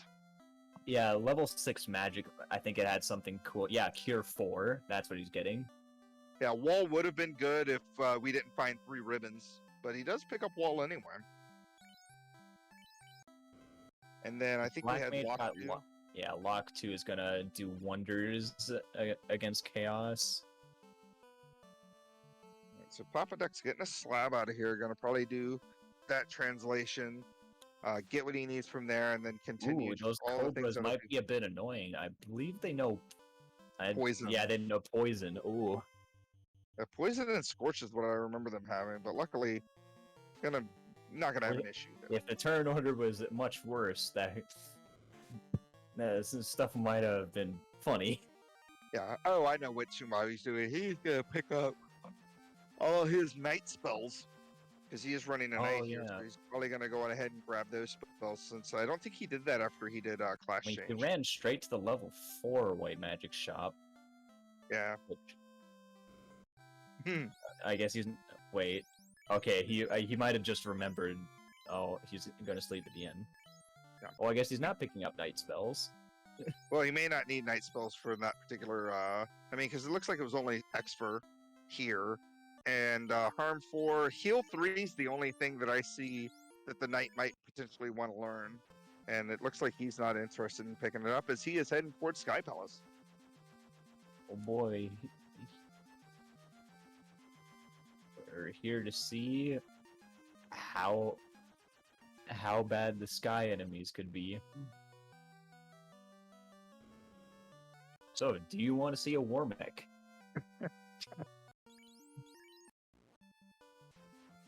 So Hate doing the Adamant Herb turn in, which I'm pretty sure leads to the cube.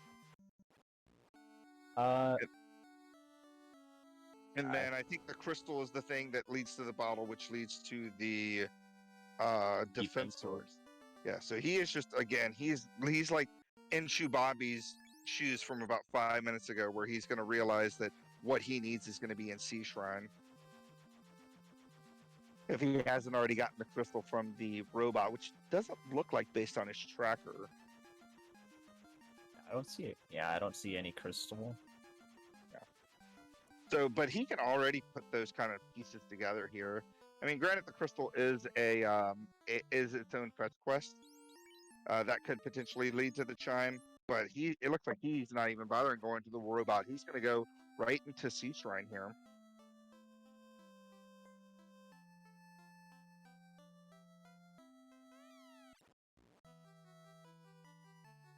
Papa Duck. Oh, sorry. Yeah, Hate going into Sea Shrine. That is the play. Huh? Rube's going to go on ahead and turn in this crystal. Going to get the bottle, which we know leads to the defense sword. Now, I'm interested to see, because now Rube's is in the air. He's got the black belt. I think there's a pretty quick encounter off the hard reset. He might get the rest of his levels in the desert area outside of Mirage. And that would be a good play. I saw Papa Ducks for a second fighting some enemies in the desert. I saw some stakes up there. Yeah, I saw stakes and I saw some Irongol, but I don't know if he was, like, looking or anything, or if he just happened to run into those things. I think he just happened to run into it. I don't see a reason for Papa Ducks to be standing around looking for a grind, especially when he probably feels like he's really behind with some of his decision making so far. Mm-hmm.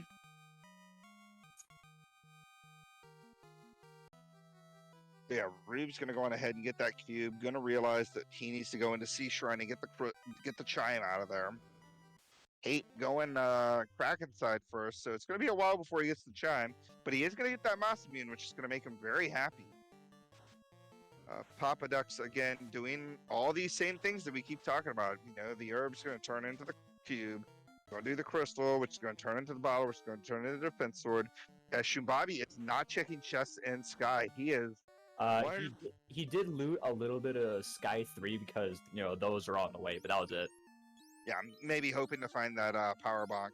Luckily, getting away. Oh, wait, we have required Warmech. Uh-oh.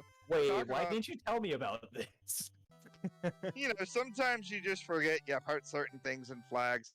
Here we go. This is actually good news for Rubes, because if he can run 2-man and go in there and kill a Warmech, we can get a ton of levels off of this thing. And there goes Rubes doing exactly what I was talking about earlier. He is checking the desert to try to get a grind going. Nuke out of Warmech! Gonna do some Oh, damage here. Takes out. this is gonna be where Rubes makes up some ground. Yes. And there we go. And we know Warmech's going to have between 1,000 and 2,000 HP. Warmech taking out that Fighter fighter! down. Oh no. And he has no way to kill Warmech. Quadex can't do anything. He is resistant to death. He would have a better chance throwing out a Bane Sword. Trying to think about what he wants to do. The Zap could potentially land. Does not land. Nuclear is And going to he's take got a Red wait. Mage. Does he have nuke and nuclear? Yes, he does. Oh, And nuclear. That is scary Warmech. And this is good news for very Rubes. scary required Warmech. Yeah, you hate to see that, especially because this Warmech's going to have between 1,000 and 2,000 HP. So you got to do a lot of damage to this Warmech in order to take it down. This is where Shoom Baby might start feeling a little bit of pressure, especially with like his party members are gonna go down quick if Warmech uses those nukes. Yeah, so Shumbabi going straight up, thinking maybe he just didn't get great turn order. Maybe if he can get a fast and a temper out, maybe be able to get some cure 4s. You know, he has the information on Warmech to know what to do to Warmech. Maybe he can get the kill this time. But yeah, this Warmech here is shifting into Rubes' favor big time. Granted, he's not ready to go in there, and you know he doesn't have the Triumph of the Cube. He still needs to find those things, but once he does find those things, he can bum rush Warmech and probably take him out with no issues whatsoever. Yeah, although that minus vitality malice on the black belt really might be a factor as well, because that lesser HP growth due to a lower vitality is going to make him susceptible to fewer nukes. Mm-hmm.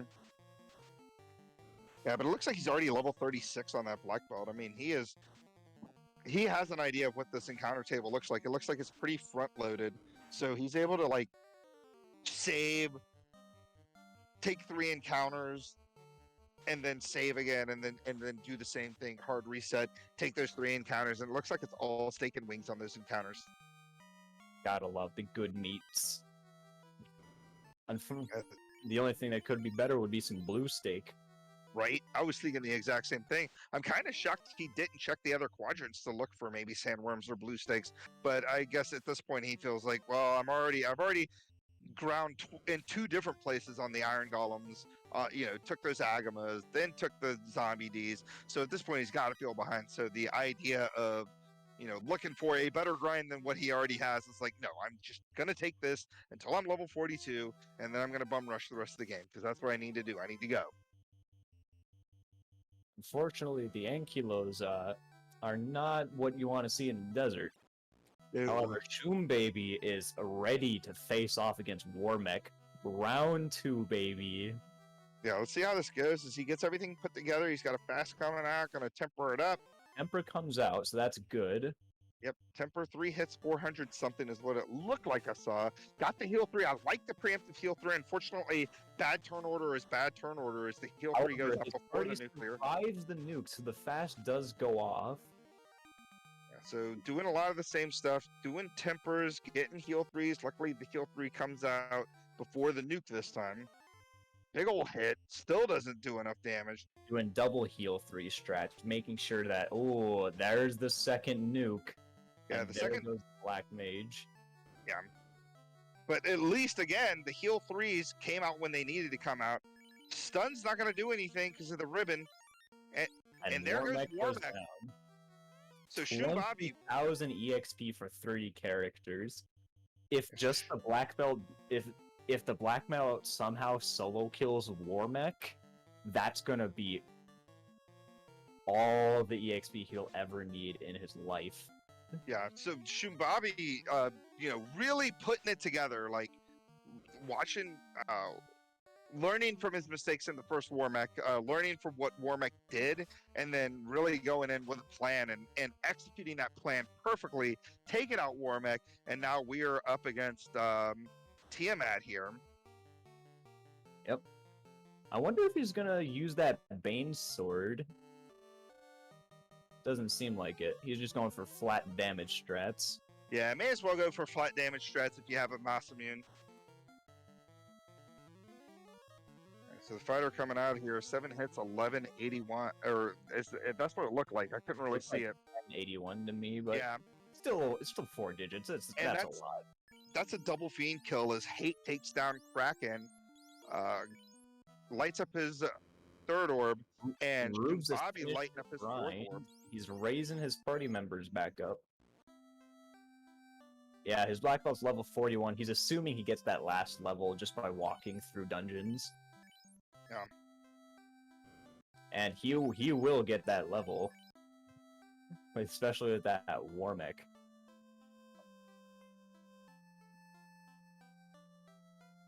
Now, we saw Warmech had 2 nukes.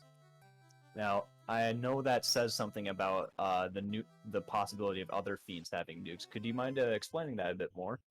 Well, yeah. So Warmech and the 5 final fiends, the 4 fiend refights and chaos, all share the same spells and skills script, right? So Warmech has the 4 nuclears in vanilla, so those 4 nuclears can be rolled onto the other fiends and so forth and so on. Basically, what he's getting at is since we've seen 1 nuke and 1 nuclear, we know for certain that one of those nukes is out of the pool for when we get into Topher. So there's only 2 nukes left in the pool, and then the same can be said for the nuclear. There's only 3 nuclears left in the pool for when we're going through Topher. So it's actually good.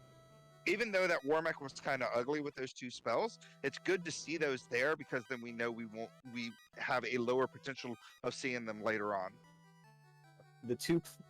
Because ideally those nuclears land on something like Lich and you never see them. Yeah, exactly. However, the possibility is still alive that Chaos has some nukes of his own, and that'll be even scarier because he's tankier. Yep. Hate picking up the Chime, getting into go mode here as Papa Ducks gets that mass immune. It's going to take him a little while before he gets that Chime, but Hate is in go mode, as we say, and Rubes is trying to get into go mode as he is in Sea Shrine clear and trying to find that Chime. Shumbabi in Topher, just under the hour 30-minute mark. It's about an hour 28-ish. No, hour 29:01. Thank you, team, for the tracking, and he is moving along here. Now, hopefully the fiends aren't too mean to him. However, if they are, if this seems to be a really ugly Topher down the line, then that just makes Rube's play of grinding up that black belt seem better and better.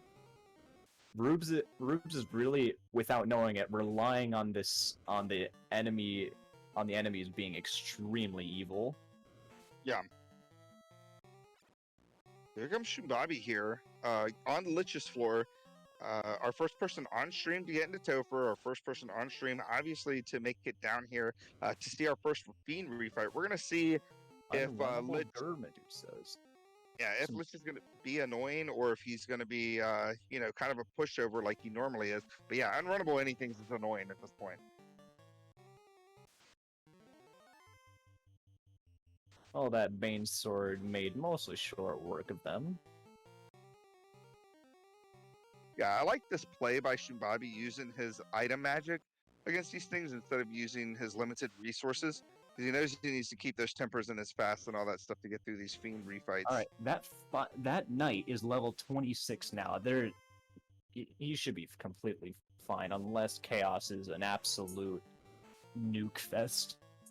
Yeah, I mean, Nuke Fest could be a thing, and Lich... First look at Lich 2 here. Shumbabi thinking about what he wants to do. He's going to go Dangstrut's going to throw some cake out there. Going to feed him his cake, it looks like. Cake coming out. Lands first hit inside of a crack. Now, what you were talking about here is if Lich had, like, the other 3 nuclears and the other 2 nukes, then, hey, we may not see another nuke or nuclear again. Oh, that's the risk when you don't see any of Lich's script. So he very well could have. However, I would have liked to see, like, Lich cast nuke once and then die. That would have been, like, ideal for me if I was able to survive it. Ooh, Bane coming out here on Papa Dux's side, lighting up his third orb. Love it. Love the insta kills on the fiends. It always feels so good. Knows you've got to go back in to get that chime that we know is in the semi vanilla um, mermaids room. The Pretty sure, quote unquote random location. yeah, the random location. It's either the vanilla chest or it's the one right next to it that houses that chime. It's like someone's like, "Oh, you want me to randomize it?" It moves it over a foot. There Yeah, you exactly. go. There you go. Here's a chime instead of a slab. Here is Rubes is gonna go on ahead and he's gonna show you what this black belt at level 42 can do to these fiends. You know how these guys were like throwing out tempers and fasts and you know buffing up and doing all this crazy stuff. Something tells me this black belt's about to punch Kraken down in about one hit. Oh, As here comes Biff, and that is his one buffs hit, come one out first. damage. Yeah, Rube's doing almost 1,500 damage, more than anything we've seen so far. Yes, that just goes to show.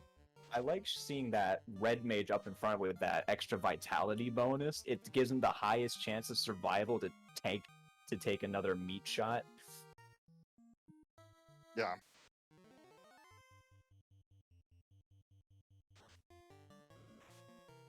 The Biff just biffing his way through this play.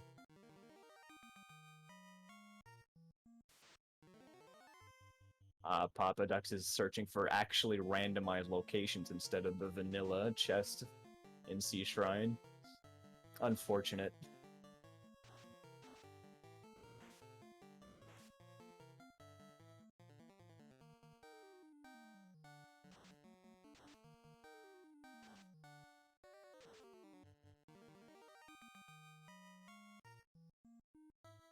Ooh, Tia 2 has nuclear. Ooh.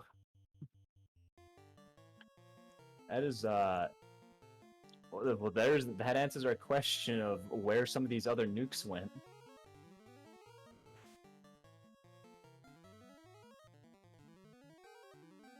Ooh, and Tia's got Tornado. A lot of AoE damage coming out.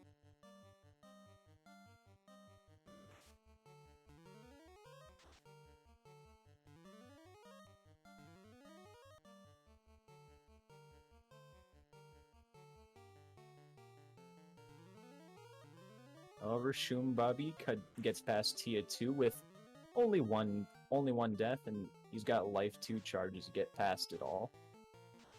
Meanwhile, Hate 13 on Warmech, feeling the power of those nukes, but dealing some big damage himself. Is he able to get past it?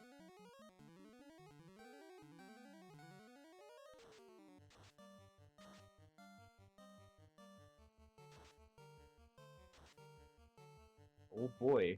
Shumbaby facing off against Chaos where everyone else remains in Sky. Let's see how this goes. If Shumbaby wipes here, that gives Rubes and the other races a big chance. However, with that Ruse staff and all of these magic buffs coming in, I think it'll be pretty decisive victory over Chaos.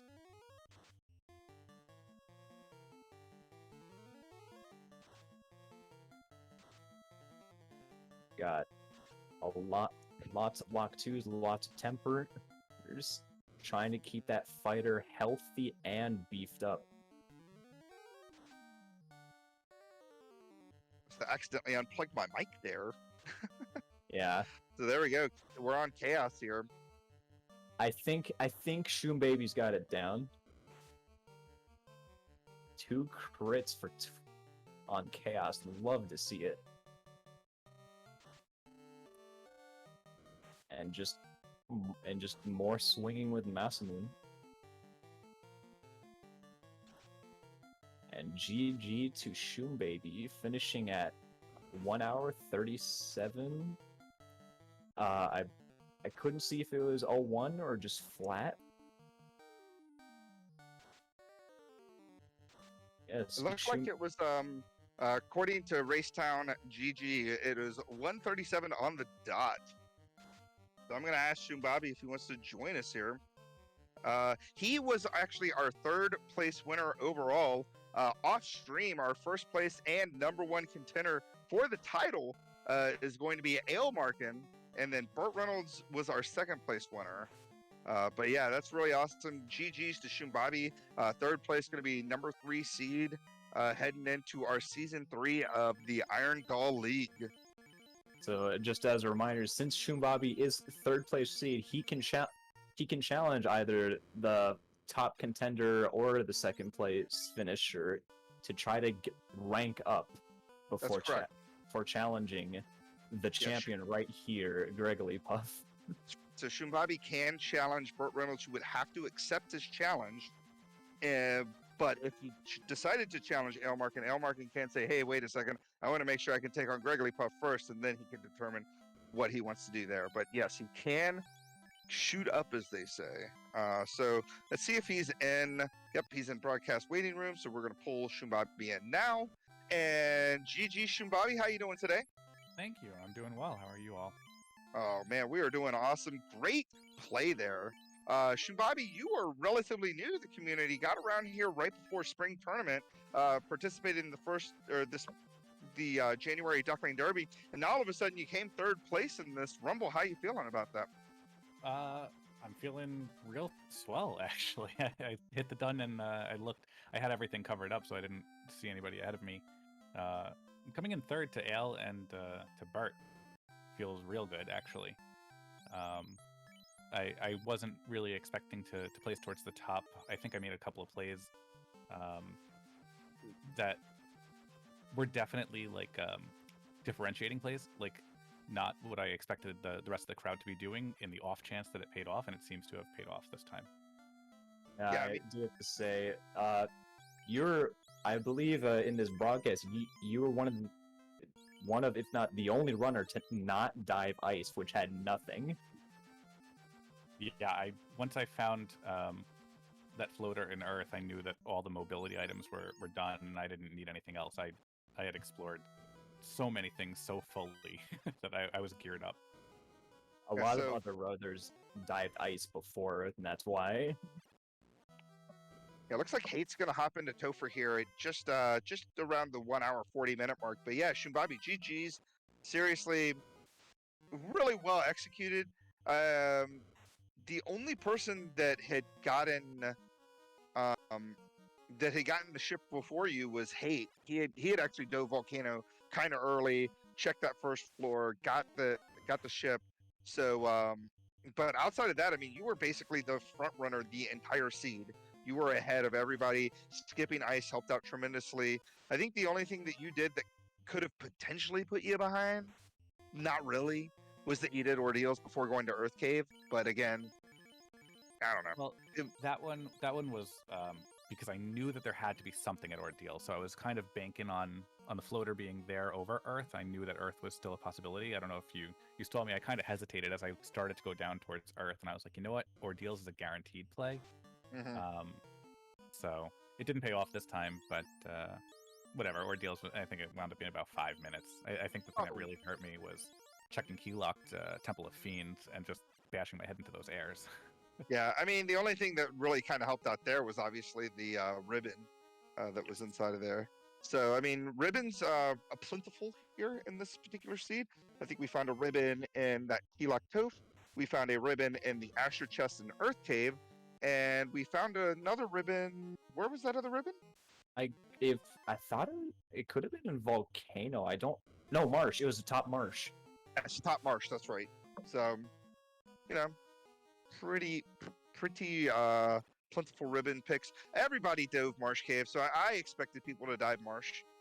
Yeah, the crown was right there, and we got it early on. It's like there's no reason to not go over there at some point. Yeah. I found myself very baited into every key locked room when I went to Sage's early. Mm-hmm. I was really hoping that everybody else would have gone towards Elfland, and then something would have been in Marsh locked, and didn't pan out. But that was the other thing that you did too that like put you way ahead of everybody was like you beelined the Sages and got that key kind of early. Granted, the key didn't really lead to much outside of the ribbon, but it still was the key. Therefore, you were able to like, you know, it's just more that you can do that other runners couldn't potentially do at that moment. So one thing I do want to point out is off stream, Wildham finishing in 4th place with an official race time GG time of 1 hour 41:38. As Hate and Rubes are both in. Actually, everyone's in Topher, it looks like. Yeah, this is going to be the middle of the pack is getting around here, so we're going to see a lot of times together back to back. Yeah. All right, I think Rubes has got a good advantage in this Toph because he's got a 42 black belt. Yeah, as you can see, the power of that 42 black belt really shining here, as he was definitely the last person to get in the air. You know, it took him a while to get that black belt on stream, but now that he is just going full on.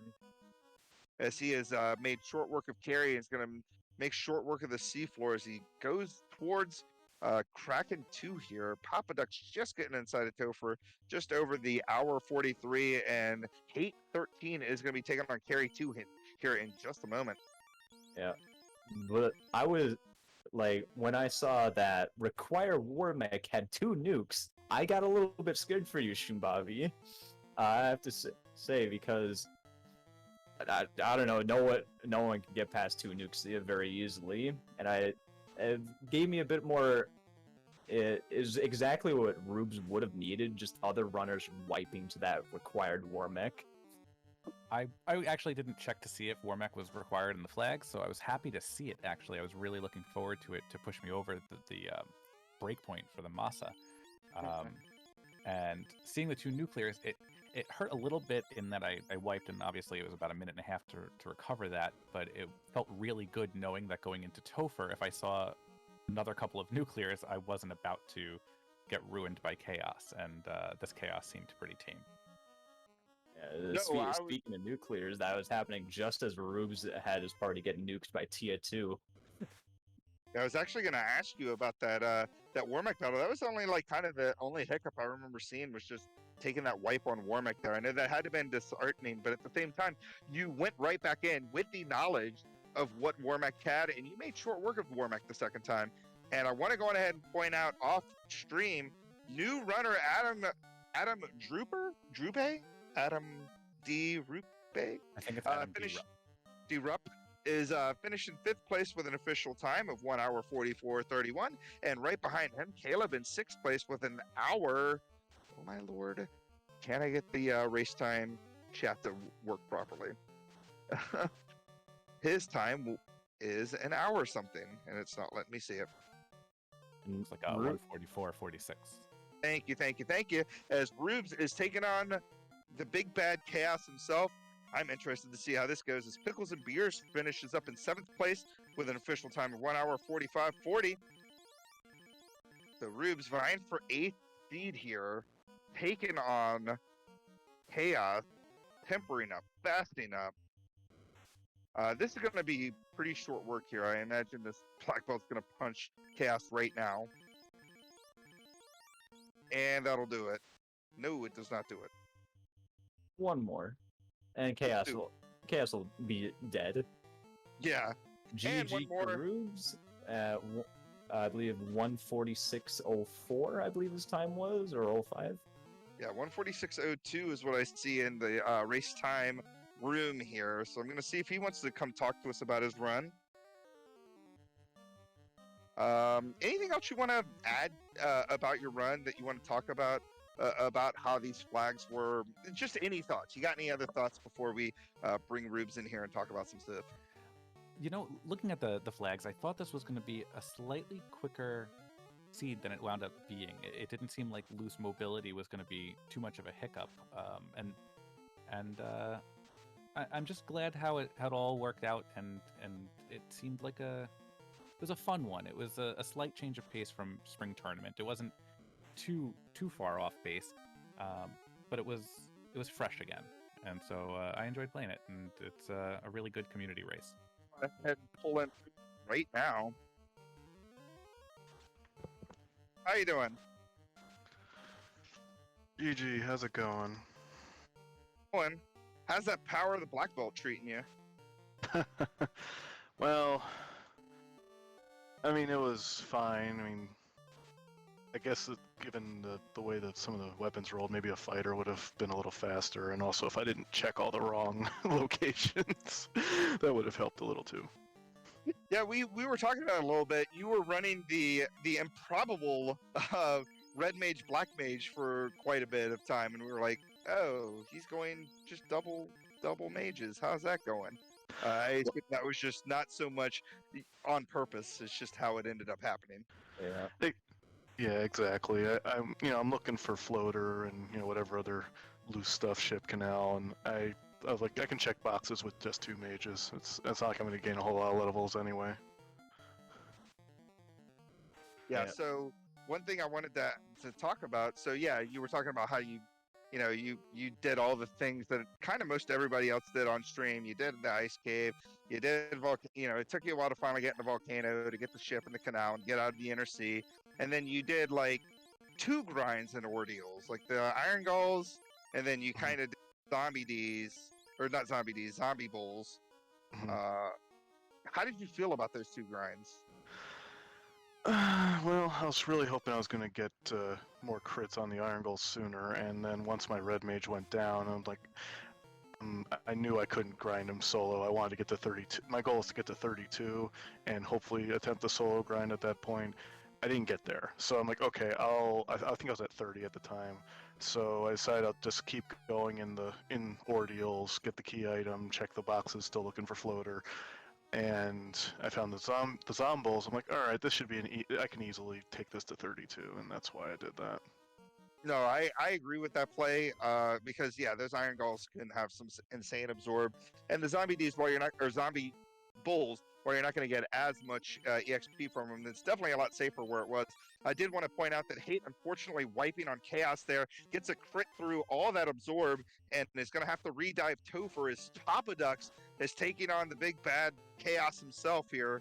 Papadux just kind of, it took him a while to get going, but now he's here. He's doing his thing, and he is going to potentially take on Chaos here, or not potentially. He is taking on Chaos, potentially kill Chaos.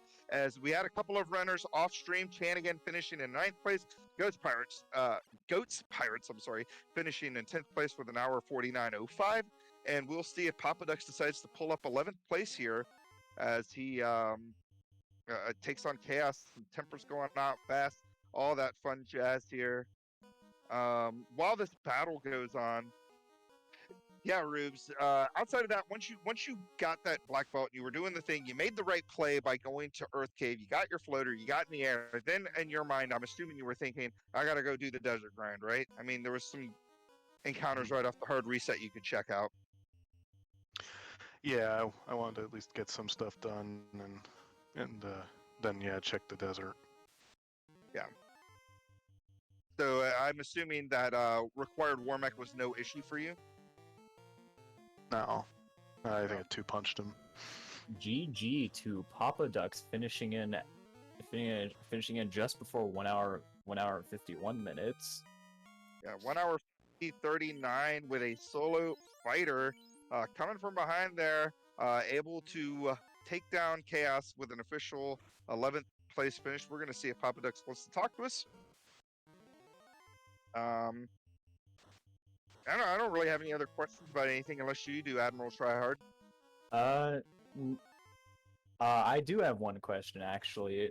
Once you felt behind and got your black belt up to level 42, or how glad were you to see that scary war mech?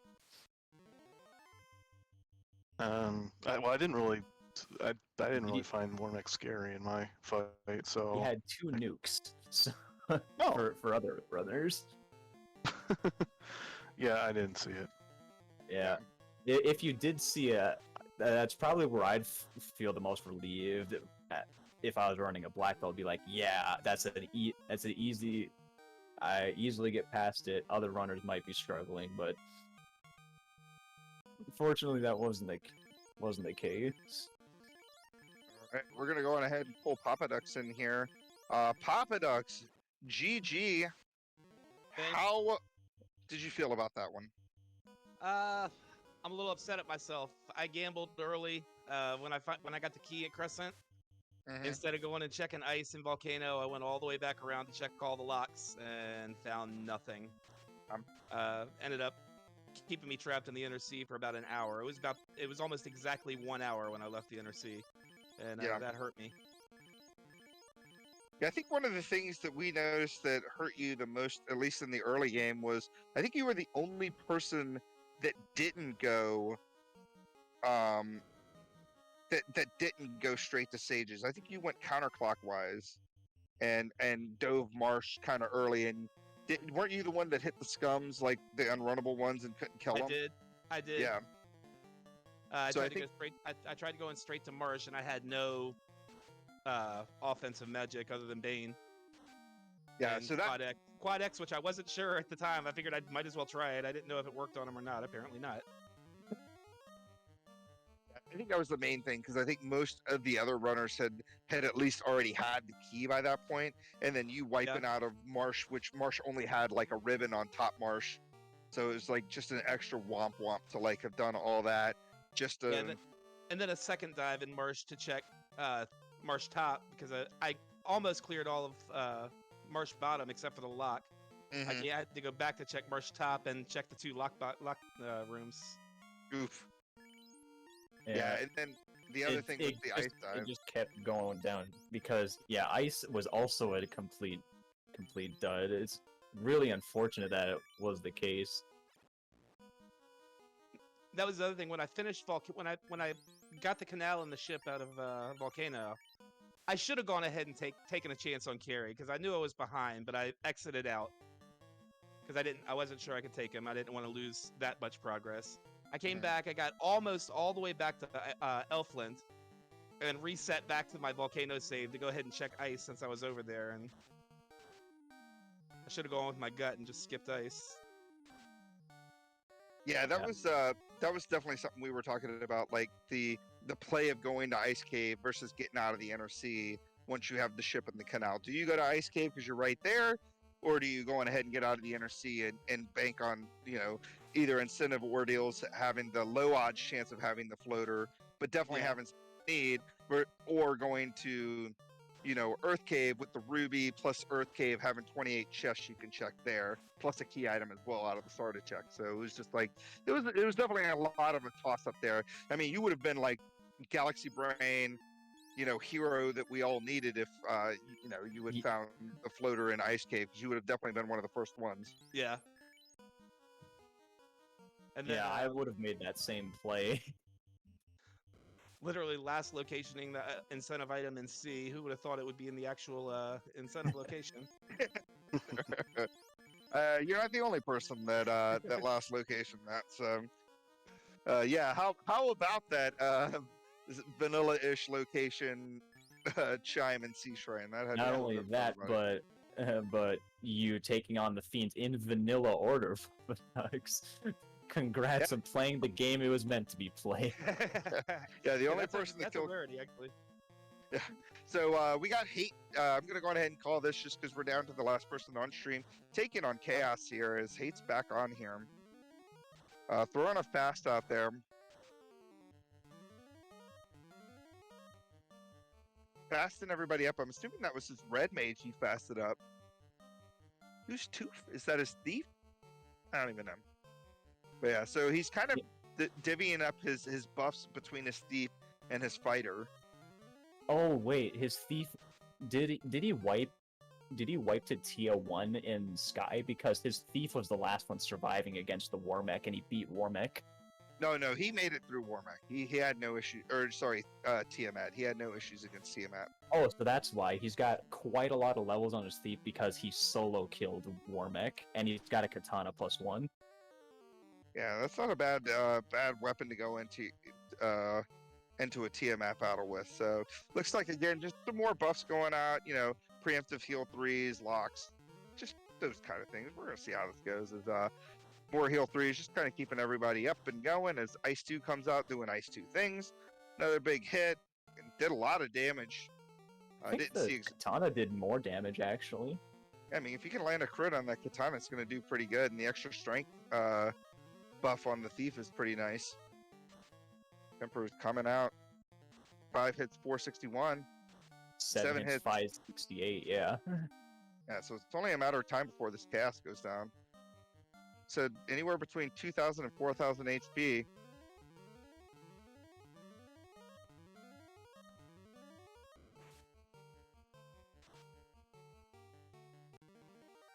And There that we is go. do it in an official race time GG time of 1 hour, 57 minutes and 42 seconds. Hate 13 coming in 13th place. Gonna finish this one out here. Lucy finished in 12th place with 1 hour 54:31, and I think that's pretty much it for our runners. We may have one more. I know Dark Moon forfeited out, and I think we may have 1 or 2 more runners out there doing their thing here. So we're gonna see if Luffy wants to, or sorry, Luffy, Hate 13 wants to talk to us. While we're pulling him in here, uh, oh no, Papa Ducks is gone. I was gonna ask him all kinds of more questions, but he's left us forever. Sadness. I know. Hate 13, how you doing?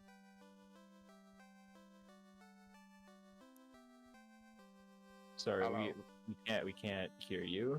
If you're Helps we to go. actually use push to talk when you've actually got push to talk set.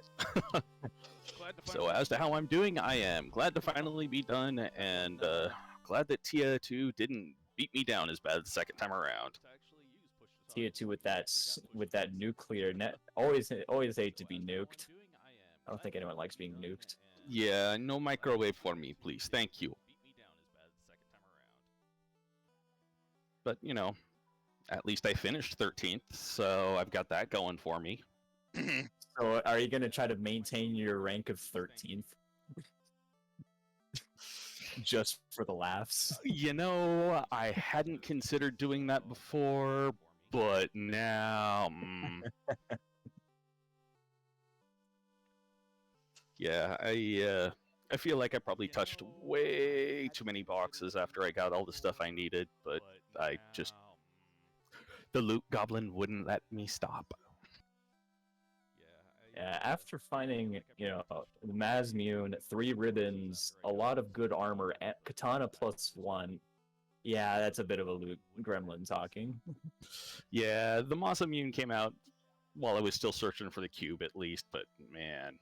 I mean, at least once I got into Sky, the only 4 I checked were the last 4, because I was hoping for dragon armor. It didn't provide, but whatever. I was really also hoping for that power bonk, just because I was expecting some bad absorption on the fiends. Yeah. Thankfully, though, we had lots of fast, lots of tempers. And locks. Yeah, once I actually remembered that I had temper and lock on my ninja. Ninjas do ninja things. Yeah, that was me just being entirely derpy and forgetting that I had picked up fast and temper on him because memory. What's that? Hey, you spent almost 2 hours trying to go as fast as you possibly can. So I can relate with that slipping concentration. Yeah, but I mean, overall, it was a fun seed. It was, a little bit, a little bit difficult for me, as evidenced by my long time run, but I still enjoyed it, and that's all that counts overall. Well, I just want to go on ahead and throw that out there. GGC Hate 13 coming in 13th place, not completely at the bottom of the pack there. Just always exciting to see new runners come in. You just joined the community literally right either during spring tournament. Yeah, it was like right in the middle of spring tournament. So how do you feel? It was back in March, shortly before spring tournament. But anywho, sorry. Yes. No, it's all good. I need to be corrected if I'm saying the wrong thing. So, how do you feel about joining the community just before spring tournament? Not really participating in spring tournament, but then doing all this Duckling boot camp and now doing this Rumble, Irongol Rumble. How do you feel you've improved over that time? I've noticed that, like, my menuing, whilst I sometimes am a little sloppy, like, especially when I was looking at my white magic spells, trying to determine what to do, my menuing has gotten better. My routing has gotten much better than it used to be. I still have a little bit of issues with loot goblining, but overall, I mean, it has definitely I've definitely improved at the game. Uh, before before I got into spring tournament and before I started the boot camp, my seeds were 2 hours on average for the pod flags, and by the end of spring tournament, I managed to get it down to about an hour and a half, occasionally an hour and 15 for the pod flags, and the community's been great for helping with that.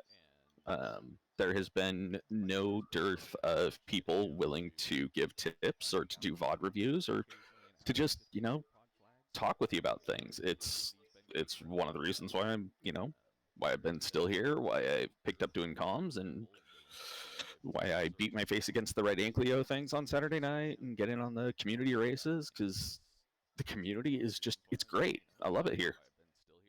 That's certainly something I have to agree with as a newcomer.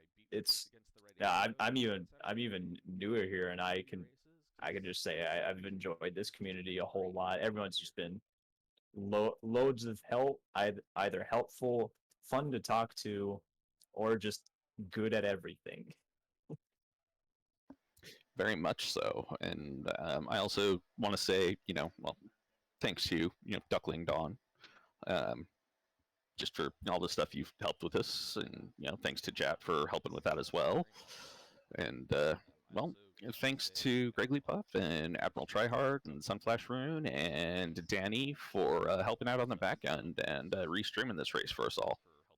Well, that's really awesome. I appreciate you giving us the thanks and everything.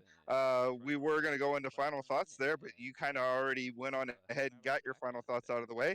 We'll talk to Rubes and Shumbabi here in just a moment. But first things first, before we go into final thoughts, I just wanted to say that this Sunday night, July 11th at 9 p.m. Eastern Daylight Savings Time, is going to be the first run of our Duckling Derby. Week 1 Duckling Derby. That is our new players, all the new people that have just joined, your Hate 13s and your Papa Ducks and those kind of people that have just joined the community in the last 6 months are going to be vying for that spot of Duckling Supreme, and that will be starting with race 1 on July 11th.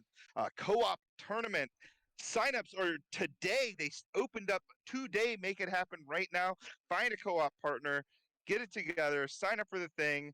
Play-in race is going to happen July 30th and July 31st, 9 p.m. and 8 p.m. respectively, Eastern Daylight Savings Time. Make sure that happens. Co-op hype is the real hype. And then, of course, the tournament will start on August 2nd. So pretty awesome things that are happening in the community. If you are out there and aren't part of the community, which most of you are because you're on our Final Fantasy Randomizer Twitch channel, I don't know how you would have found this otherwise, but if you aren't part of the Discord, please join the Discord and hang out with us, ask questions. Like Hate 13 said, we are a wealth of knowledge, and we are always happy to answer any questions for you. So without further ado, our first place, not really first place, third place runner, but first place on-stream runner, Shumbabi, got any final thoughts for us? Forgot final thoughts were actually a thing. So not too much. Just I was really pleasantly surprised that Irongol season started today. That we have the co-op tournament coming up. I'm really looking forward to all of the events. Hopefully, I'll get to casting some of the Duck Derby, because I had such a wonderful experience in the winter Duck Derby. And yeah, just congratulations and good game to all the other runners, and good luck in the future. Awesome. And Rubes, 000, what you got for us? GG everyone. I really don't have much to add.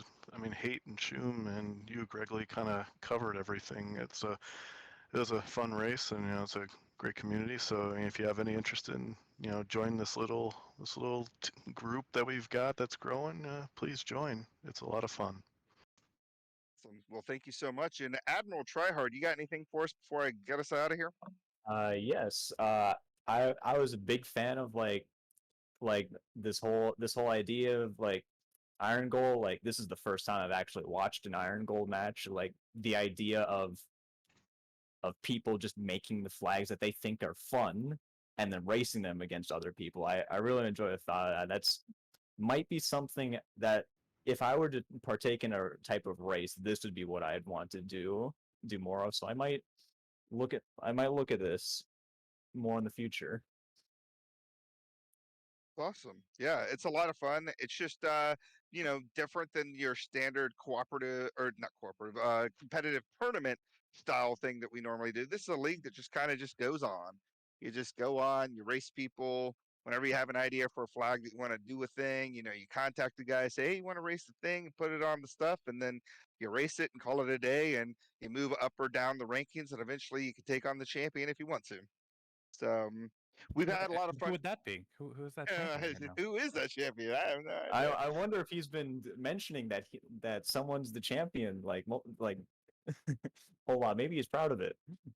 I just, I've only said that I was the champion like maybe once or twice. So yes, Ale is going to be our number one contender. I have messaged him to see when we're going to make this happen, and we will have a championship match at some point. So on.